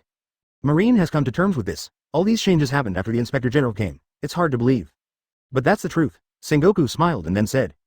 Zephyr's current mood is extremely shocked. He is not only surprised by Marine's morale, but also by Marine's experience. These Marine soldiers are really powerful. According to BFEF's previous rules, they even already had the strength of Lieutenant Colonel or above. This is an ordinary Marine soldier. How could it be so strong? Who taught these Marine soldiers? How did their strength become so exaggerated? Zephyr wouldn't be so surprised if 1 or 2 Marine soldiers became so strong. But this is a total of 50,000 people. It's a bit exaggerated that 50,000 people have become so strong at the same time. Sengoku patted Zephyr's shoulder and said nothing. But at this moment silence is better than sound. Can you still supervise the battle like this? It can be said that no one in the entire Marine knows better than him how difficult it is to improve the overall strength of Marine. Looking at Zephyr's expression of disbelief, Marine's overall strength now has at least quadrupled compared to before. Advertisement: only after training for 40 or 50 years can such progress be achieved, but they are still very young. Kizaru, you haven't eaten, haven't you? It's so hard to beat Pearsparrow. Do you want me to teach you how to beat him? Okay, Zephyr, it is theoretically impossible to achieve this result. If I see you struggling to fish again, I will betroth you to Auntie and let you 2 live alone on this island. You won't know how to leave without giving you a whip. I understand what you are thinking now, but now that you are back in Marine, you have to get used to it. There will be many things that will shock you in the future. Not to mention that the improvement is so obvious. Even if all Marine soldiers are improved by 10%, this is already an extremely terrifying result. How did this Inspector General do it? Zephyr has already guessed it. Because everyone's talents are different. Zephyr was stunned and looked at Ron, who had placed the chair on the table and sat on it. Kizaru was so frightened that he broke into a cold sweat. When he thought of that scene in his mind, his wretched old face turned green. Ron roared. After 3 or 2 confrontations, Pearsparrow's head was chopped off with 1 knife. Is this also what the Inspector General trained? It doesn't look like he has been practicing for 40 or 50 years at all. This simply does not save face for Admiral. He has been engaged in training and recruiting for decades, and has also brought out top students like Aokiji, Kizaru, and Akainu, but most of them are unknown and have not improved much. Now, it's really unbelievable. Zephyr's job before leaving Marine was to train Marine. This is the most important factor that restricts a person from going online, and it cannot be changed by hard work. Kizaru was frightened and immediately drew out the Tiankongyun sword with a hiss. As for the 50,000 Marine soldiers in front of them, they looked at them carefully. It can be seen that their talents are only average. Ron snorted coldly. Sengoku shook his head and said as if he had experienced it. This man was sitting there supervising the battle in an orderly manner. Moreover, Zephyr was dumbfounded by the supervisor's appearance. 156. What? Is this Ron's most peaceful supervision yet? Previous chapter next chapter advertisement Zephyr said in disbelief. Does the Inspector General usually supervise operations like this? Sengoku nodded. That's right, I'm relatively calm this time. Hear Sengoku's words. Zephyr looked confused. Is this what you call peace of mind? This is almost tipping the table. Can this be called peace of mind? You even scolded me just now. You said bad words, okay? If this counts as peace of mind, what does peace of mind look like? Zephyr asked with some uncertainty. At the same time, he kept his eyes on Ron, noticing that this guy was getting more and more aggressive and scolding him. Ron was still yelling curses, and after finishing the curse, Kizaru scolded Akainu. As long as they were cadres above the rank of general and colonel, Ron would find out any bad things in the battle and give them a scolding. And Ron's eyes are particularly sharp and he almost never misses any detail. There is such a war supervisor here, who dares to be lazy? It was impossible to hide from Ron's sharp eyes. Sengoku couldn't help but sigh when he heard Zephyr ask this, and then said, take this guy Kizaru as an example. Just because he is often lazy during battles and fishes everywhere, the ribs on his chest have been broken several times by Chuan-en. See, Zephyr breathed a sigh of relief, he said in disbelief. Are you still taking action? Sengoku nodded. It's easy to do anything. Is this considered light? Zephyr was stunned. Is it possible that he still kills people? As expected, what Sengoku said next confirmed Zephyr's thoughts. Advertisement, if he disrupts military morale on the battlefield, he will be punished on the spot by the Inspector General. Zephyr swallowed and sighed. This Inspector General really cannot be underestimated. Under Ron's supervision, Marine unleashed unprecedented combat power. Defeated the Big Mom pirates. At this time, Irving is fighting Akainu. Both men used high temperature to attack. It's just that in theory, Irving's temperature should be higher than Akainu's. But there are many restrictions, and the attack method is not very direct. But you are not afraid of high temperatures, which means facing rolling magma. Owen wasn't afraid. Even if he could stand in the magma, the scorching temperature would not be able to harm him in the slightest.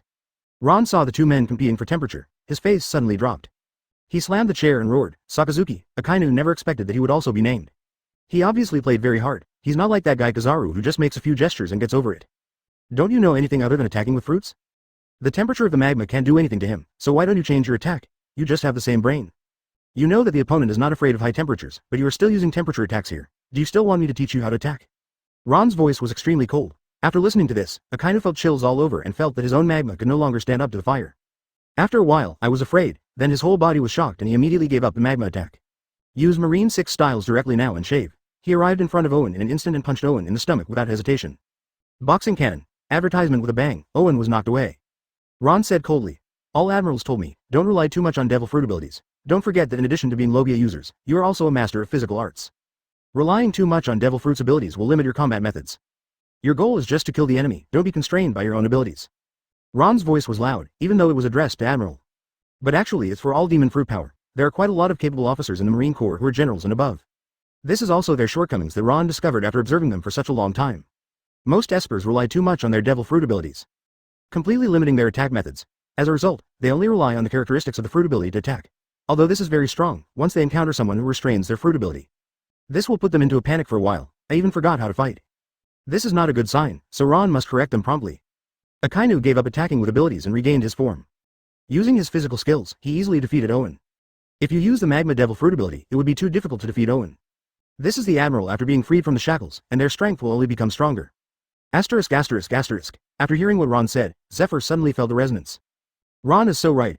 This is what he has always advocated. He has told Kizaru and others many times.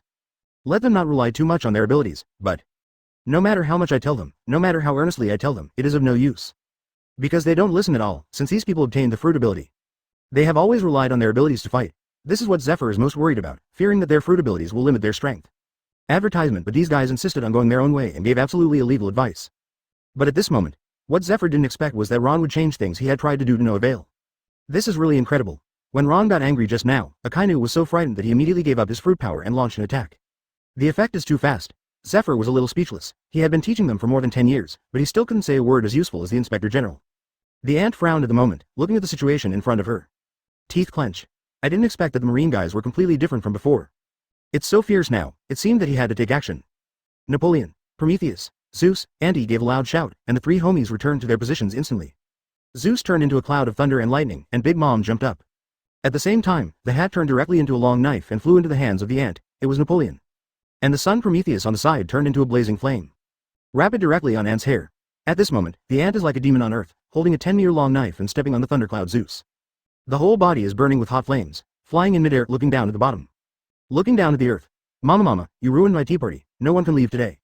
Suddenly, an incomparable momentum gathered on the ant, making the oppressed person unable to breathe. This sea emperor is finally going to show off his power this time. Everyone couldn't help but look up at Andy. This devil flying in midair had already raised his long knife. 5 rushed towards the crowd. 157. Marine's new tactic, unlimited stamina mode by knocking fairy beans, desperate.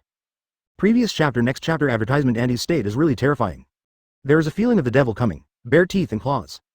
I saw the ant raising her big knife, then charge up in the air. He slashed hard towards the ground, powerful country. This is the sword technique of the giant clan, although it is far from the ground. But the power of this move directly compresses the air. An extremely domineering impact was emitted from the blade. Then it cut through the air, he rushed straight forward. It was as if all the air had been sucked out of the entire orbit. The impact force takes on the shape of a cylinder. Everything he passed was reduced to ashes, leave no trace behind. The cut is as smooth as a mirror, go straight to Marine. Sengoku. Ron still sat there without moving and just said lightly. Next moment, a golden Buddha fell from the sky. I saw him raising his hands and placing them in front of him. 580, banged, standing in front of Marine. The huge slash struck Wade Woe directly into the palms of the Buddha. Suddenly there was a fierce roar, shockwaves continued to spread. The whole earth collapsed instantly. Sengoku's steps just slid back less than a meter. This move was enough to penetrate an island's Waigwo, but it was stopped directly. The impact dissipated. The strong winds that were constantly whipping up around him also calmed down. Anti roared in the sky. Mama, Sengoku, when did you, the guy, fall to the point of listening to a brat? Advertisement, that's not like you, Sengoku. Anti carries a knife in one hand. Stepping on thunderclouds, Zeus floats in the sky.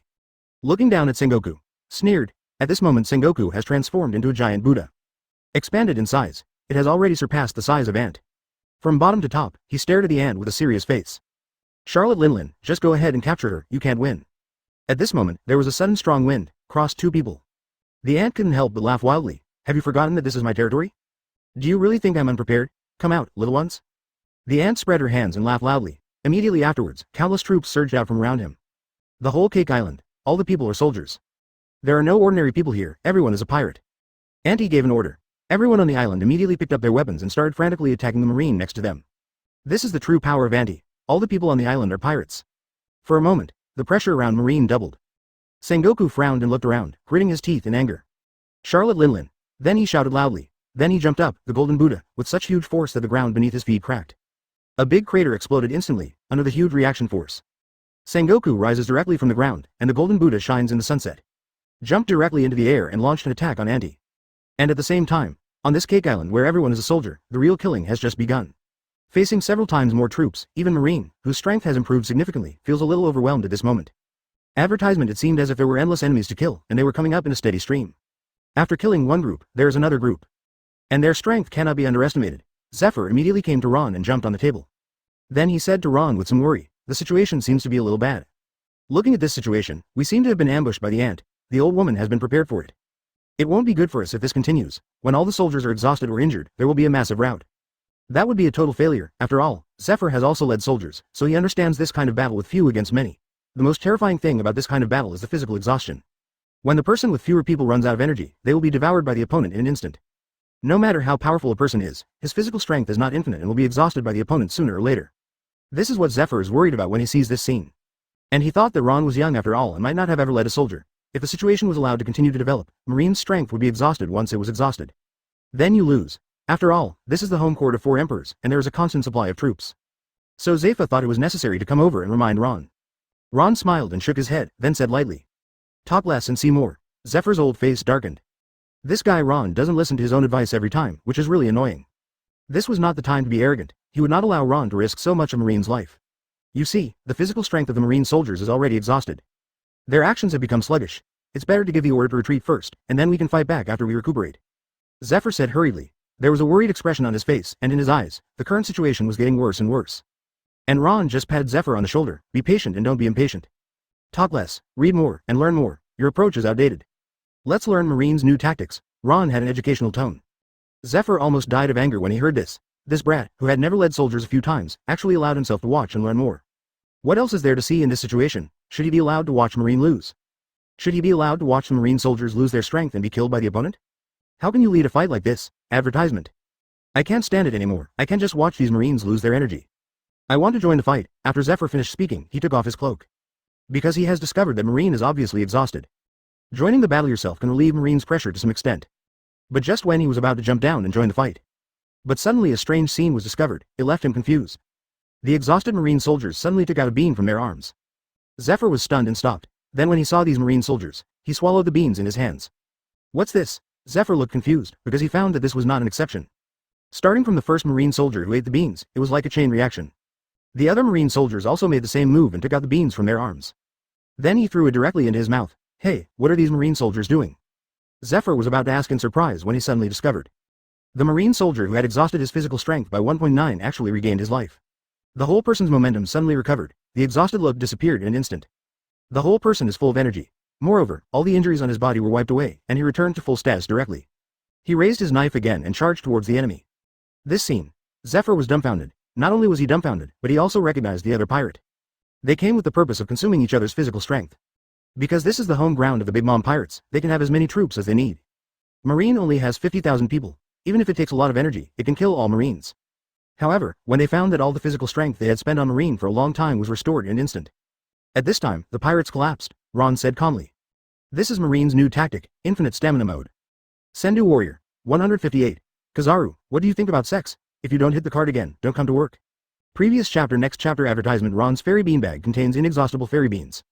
Is unlimited. After all, this thing is also obtained from the silver treasure chest, so naturally it is very pervert. Therefore, Ron gave each Marine a handful of fairy beans early on. Just to allow them to have supplies at any time during battle. No more worries about running out of energy. No need to worry about getting hurt anymore. I feel like I can't do it anymore. I'm tired and sleepy. Come on. Anyway, there are plenty of them. Ron didn't even count them. Everyone just took a handful. The more you can grab, the more. There are 50,000 Marine soldiers, and everyone has a handful of fairy beans. Not to mention fighting for a day. With this quantity, fighting for a month is not a problem. There is no need to worry about physical strength at all. This is why these Marine soldiers use their skills without any scruples as soon as they enter the battlefield. Don't take physical issues into account at all, but I was confused when choosing the method. This scene really impacted his outlook. As a result, all the experience he accumulated in leading troops over the past decades was wiped out.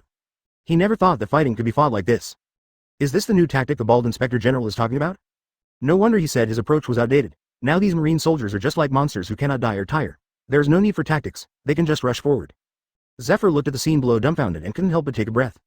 In his sight, first saw a Marine soldier whose abdomen was penetrated, staggering and sitting on the ground. The pirate was holding a knife and laughing maniacally. At this time, the Marine soldier took out a bean from his arms. Then take it orally. Next is the moment to witness the miracle. The Marine soldier had his abdomen penetrated and had lost a lot of blood. Get excited, just stood up. Advertisement. They were all dumbfounded by the pirate with the knife. At this moment, the blood on the knife was still dripping, but the wound on the opponent's abdomen didn't even leave a scar. This pirate even wondered if he was dreaming. I clearly hit him just now. The pirate looked at each other in confusion, just wondering. As a result, he was directly hacked to death by this Marine. And the same scene can be seen everywhere on the entire battlefield. This is what makes Zephyr feel horrible. The exhausted Marine soldiers also took out the beans directly, and after eating, they joined the battlefield in full swing. Originally, the opponent's strength was 10 times that of our own. No matter how you look at it, you can't win, but now. But they were defeated by Marine. The numerical advantage was gone. Originally, I wanted to drain Marine's energy first, but who would have thought that after a few operations, Marine would still be alive and well. On the contrary, Big Mom, the members of the pirate group, are exhausted. He was dead, injured, his physical strength was almost exhausted, and he was panting. On the other hand, Marine, continuously nibbling fairy beans. Everyone is so lively and energetic, which is really disappointing. These pirates have no hope at all. When will this continue? When can the opponent's physical strength be exhausted? I really want to shout loudly at this moment. I can't do it. Zephyr sighed. How did you do this? What on earth was that they were eating? How could it have such a miraculous effect? It can both restore physical strength and recover from injuries. Why have I never heard of such a thing? After living for 70 or 80 years, he was so surprised to buy it once. Ron didn't reply. He just silently took out a fairy bean and threw it to Zephyr. He motioned for him to taste it himself. Zephyr took the fairy beans and was slightly stunned. This thing that looks like an ordinary bean is no different. Have the mentality of giving it a try. Advertisement. Zephyr eats one, melts in your mouth, then he felt a stream of pure life energy flowing to his limbs and bones. His old body instantly regained its vitality. Zephyr's asthma has also improved. My whole body feels like I have endless strength. Now, Zephyr looked at Ron in disbelief. There is no need to explain anything at this time. There is no explanation that is more convincing than trying it yourself. Go to the battlefield that belongs to you. Ron waved. Zephyr suddenly grinned. He hadn't felt this way for a long time. He couldn't wait to try it out and stretch his muscles. After all, dragging around this seriously ill body made his previous battles very unsatisfactory. But now, he feels like he has returned to 40 years ago. Nothing needs to be said. Zephyr can't wait to join the battlefield. Thank you, Zephyr said to Ron very seriously, then he jumped directly from the sky. Bang! He fell in front of the 4-star biscuit boy. Hey, it's you old guy. Get out of the way, I don't want to bully Laomai. The biscuit man smiled strangely and looked at Zephyr with contempt. HMPH. Zephyr snorted coldly. There was no need to say any nonsense, he just went up and punched him. The dark armament hockey wraps around the fist, the whole air roared. Biscuit man is covered in biscuit armor and is extremely hard. Launch defense immediately. However, this punch cut through the air, carrying a huge force, and hit the biscuit with a bang. In an instant, the entire biscuit exploded. A bottomless ravine appeared behind Biscuit Man. Advertisement now. This startled Kizaru and he couldn't help but look at Ron. Ron's look was all too familiar to him. Kizaru secretly thought something was wrong. Aokiji, Kizaru, Akainu, all felt this familiar momentum. Didn't the Inspector General think that I just released the water, so he missed the shot? A conservative estimate is that this time it will generate at least more than 500 billion Baileys from Marine. Katakori's vision can predict the future. Although Kizaru's attack is very fast, it can still be easily dodged. This familiar feeling. Then his eyes turned white and he just threw his head back and fell down. The huge punch penetrated the biscuit, hit the biscuit man's body directly, and came out through the body. Phew. Kizaru was fighting Katakori. Is this me going to be beaten again? Kizaru had just finished playing the 8-foot Magatama, but he didn't expect that he didn't hit any of them. Stussy immediately took CP9, sailed away from here, and began to search homes one by one. He was afraid that Ron would misunderstand him. I also found out where their treasure was hidden and asked Ron for instructions. At this time, Stussy had already forced Pudding to extract all the memories from the minds of these black bosses. Every time I look at myself with this look, nothing good happens. This moment, he is back. Involuntarily, he looked at his teacher Zephyr. However, when Kizaru saw Ron, he found that Ron was also looking at him. Kizaru suddenly felt cold sweat breaking out, as if he was remembering his previous experiences. The two looked at each other. I didn't let go just now. Black arm Zephyr is back. 160. This look is not good. Oops. He looked down at the black wrist that hit him in the stomach. I just spit out all my energy. A mouthful of blood was spat out directly. The biscuit man's eyes widened. He couldn't believe that his hard biscuit was shattered so easily. 159. The ant was killed and became a polished commander. 3 admirals besieged the ant. Previous chapter. Next chapter. Advertisement. Kizaru was really scared at the moment. Every time Luo looked at himself like this, it was when he was going to be beaten. But this time, Kizaru really felt helpless, because I am not lazy at all, and I am not letting myself go. The reason why my own skills cannot hit the opponent. That must be because the opponent's observation hockey is of extremely high level. From the looks of it, we should be able to meet the short-term future. Otherwise, it would be impossible to dodge all of his attacks. Kizaru was very aware of the density and speed of his attacks. It's easier said than done to hide them all. Even people like Zephyr Admiral can't avoid all his attacks. Kizaru is confident that if he uses his full output to deal with Teacher Zephyr, it will be impossible for Teacher Zephyr to avoid his 8-foot Magatama. But, the ant and sun in front of her could easily dodge all of her attacks. The attack density of the 8-size Magatama can be said to be the largest in the pirate world. However, even so, none of his saturation strikes on the ground hit him just now. It's unbelievable. Moreover, he was not the kind of person who could shoulder the 8-foot Magatama, nor did he make any blocking moves. It's all avoided by moving around. This proves that this guy's observation hockey has predicted all his attack directions in advance. That's why it's possible to avoid them all. However, Kizaru wanted to explain to Ron, but found that Ron did not give him a chance to explain. Only a roar was heard. Kizaru, what are you doing to me? Where's your observation hockey? Has it gone home? You don't know how to use observation hockey. Why are you just shooting blindly at me here? If you can't hit Katakori again, just resign and go home. Don't embarrass me here. I don't think you need to be an admiral anymore. On the battlefield with so many people, Ron didn't give Kizaru any face and scolded him angrily. Advertisement. Kizaru's old face darkened. I was about to retort. After all, I had tried my best, but the opponent's observation hockey's level was too high, so he was able to avoid them all. This has nothing to do with yourself, however. Just as he was about to speak, he saw Ron's sharp eyes. Suddenly, I really want to remember something. He scratched his head in embarrassment. Hey, my cousin can also predict the future. How could I forget this? Kizaru shut up for a moment because he realized that Ron's criticism was correct. I really shouldn't miss it. Kizaru has never encountered any strong opponents, causing Kizaru to forget about his observation hockey, which can predict the future. It seems that the scolding he received was definitely not a loss. Why are you still standing there? Wait for me to teach you step by step. End the battle quickly. Ron roared. Kizaru was shocked and did not dare to neglect, and immediately threw himself into the battle as a minister. This time he used observation hockey to predict the future in advance. At this moment, Katakori also used observation hockey to predict the future in advance. 2 people predicted the future at the same time. It depends on whose observation hockey is stronger and can see further. Now, Kizaru turned into a stream of light again and flew into the sky. The golden hands are crossed, and light bursts out from the fingertips. Very dazzling. The next moment, the light spread out from the cross and began to spray downward. 8-foot Magatama. The light and rain in the sky are densely packed, causing a saturation blow to the lower parts. Katakori's eyes flashed red, he snorted coldly and said, "It's useless. It doesn't matter how many times I come here. I have seen through your attack in advance, advertisement." Kakakuli closed his eyes, then the body shape kept changing directions. Because he has used observation haki, he knows the foothold of all attacks in advance. So now you just need to dodge in advance. An attack like this would have the same result no matter how many times it was done to him. Can't hit it at all, but at this moment, when he dodged a spot of light, he suddenly discovered that there was a spot of light that was different from the others in the sky. It was actually a golden spear hidden inside. At this moment, Katakori's expression changed. Not good, because the position he is hiding in right now is exactly where the yellow spear lands. There was no time to escape. Hateful, there was no such golden spear in the future that I just saw. How is this going? Katakori suddenly opened his eyes and found that Kizaru, who was originally in midair, was gone. Where are people? Oops. Katakori is very smart and immediately figured out what was going on. This golden spear is Kizaru's true form. This guy actually hid himself in the 8-foot Magatama light spot. And he judged his foothold in advance. He actually saw a further future than himself. Just as Katakori showed a shocked expression, the golden spear penetrated directly through his chest. There was a pop, blood splattered. Katakori turned his head with difficulty, and sure enough, he found that the moment the golden spear passed through his body, he transformed into a human form again. It's really Kizaru. This guy's observation haki is on top of himself. Katakori fell to the ground unwillingly. Kizaru touched his chin, tilted his mouth, glanced at Katakori, and muttered, "Eh, it seems that I see farther than you do." Seeing that Ron's complexion had improved a lot, he couldn't help but let out a sigh of relief.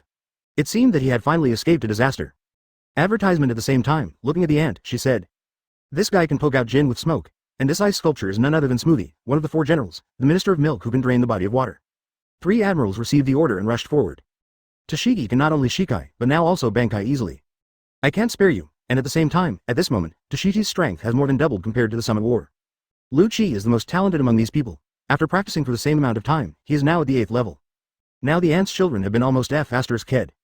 And Ron finally stood up. Now Auntie has basically become the polished commander. Another tricky thing is the ant's 3 sons. Aokiji exhaled a chill from his mouth and slowly walked past a statue. The 3 admirals who were free slowly came behind Ron. The eldest son Perisparrow was also killed by Tashigi. Ron assigned this enemy to Smoker. The 2 guys have somewhat similar abilities. The last general was also killed by Zephyr with 1 punch. Zephyr, who was feeling relaxed, entered and exited the battlefield 3 times, killing him with great joy. Hateful. At this moment Donkey, against Perisparrow, he had already killed the opponent in just a few rounds. The ant couldn't accept this fact and was extremely angry.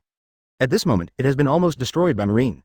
Lu Shui, Zhao Nuo's rock-breaking fist has been practiced to the 6th level, which is the highest level except CP9 Lu Chi. What you should consider now is not whether we can spare us, but whether we can spare you. After Ron finished speaking, he fell asleep and waved. Even if you want to go up and intervene, you can't. Elsewhere on the battlefield, but this time he met his nemesis. Auntie has worked hard to accumulate the family fortune for decades. As the captain of Ron's main ship Pluton, Smoker did not disappoint Ron. His current strength has also improved by leaps and bounds. After several rounds of fighting, he successfully killed a large number of Ron. At this point, all 4 generals have been killed. Sengoku is responsible for stopping the ant, so the ant can only watch these children being killed. Just in time to give Smoker some good practice. 160. Surround Wei and rescue Zhao. Kaido surprises Marine headquarters and forces Ron to withdraw. Previous chapter. Next chapter advertisement now, near the Sabaody archipelago. A huge pirate ship docked here. The beast's pirate's flag hangs above it. Kaido is drinking from a wine bottle. At this time, I suddenly heard my subordinates come in to report. Boss Kaido, we found more than 50 warships appearing near Cake Island. The situation is not good. The Big Mom pirates may have been attacked by Marines. The subordinate said this tremblingly, not daring to look up at Kaido. Because Kaido is drinking at the moment, his temper will be particularly bad every time he drinks. It's easy to take it out on his subordinates, so never look at Kaido at this time. After he finished telling the news, Quinn frowned and said, "Marine rarely takes the initiative. What's more, it's such a large-scale dispatch. Is this information accurate?" Quinn was in charge of intelligence, so he said it was necessary to verify it. After all, this news sounds incredible. Based on their understanding of Marine, they did not think Marine would take such a risky approach. You must know that taking the initiative is very risky. Marines are different from pirates. Marine has his own base. He can't fight while walking like the 917 pirates. Therefore, Marine rarely goes out to actively attack the enemy. Not to mention 50 warships, which is half of the Marine's strength.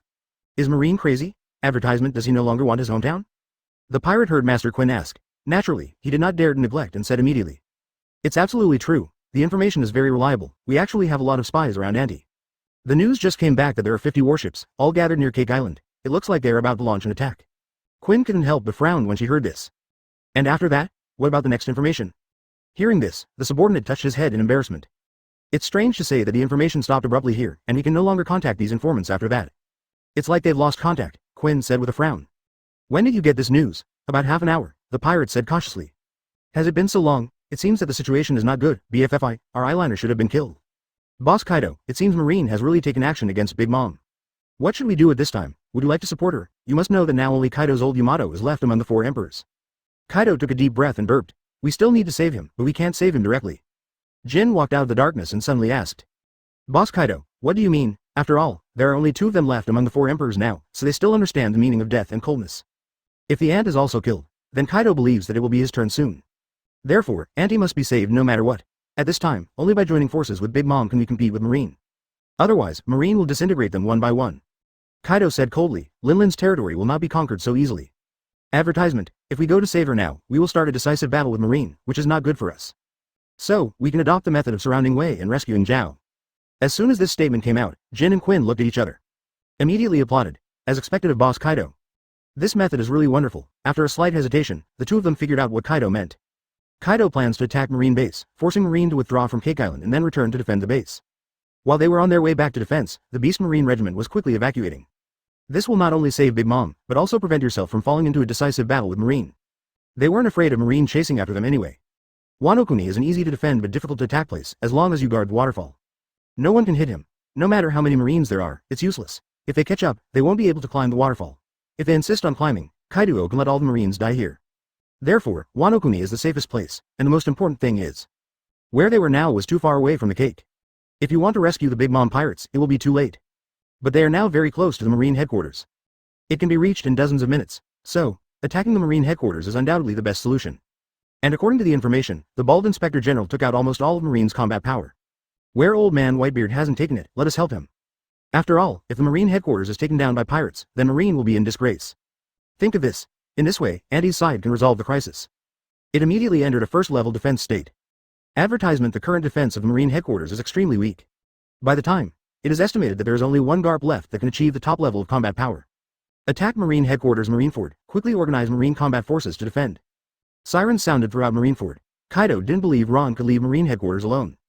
Garp, who was in charge, immediately stood up and frowned. All the pirates' blood was aroused. Surprise attack on Marineford. Kaido took 10 pirate ships, Kaido burped, and then Tiansheng shouted.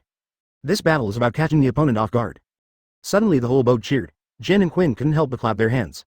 10 minutes later, rushed towards Marineford, 3 Admiral Sengoku and so on, plus half the Marine force. That is to say, holding weapons and shouting there. Young ones, with the current defense strength of the Marine headquarters, it simply cannot withstand his attack. Turn around. Ron will definitely lead the rest of the Marines back to defend. Staff officer, he dialed Sengoku's phone immediately. He brought them all to the cake. Beasts pirates, a total of 10 pirate ships brought with them on this trip, immediately changed direction. Extremely fast. This is why Kaido chose to attack Marine headquarters. Starting from the Sabaody archipelago, it's full speed ahead.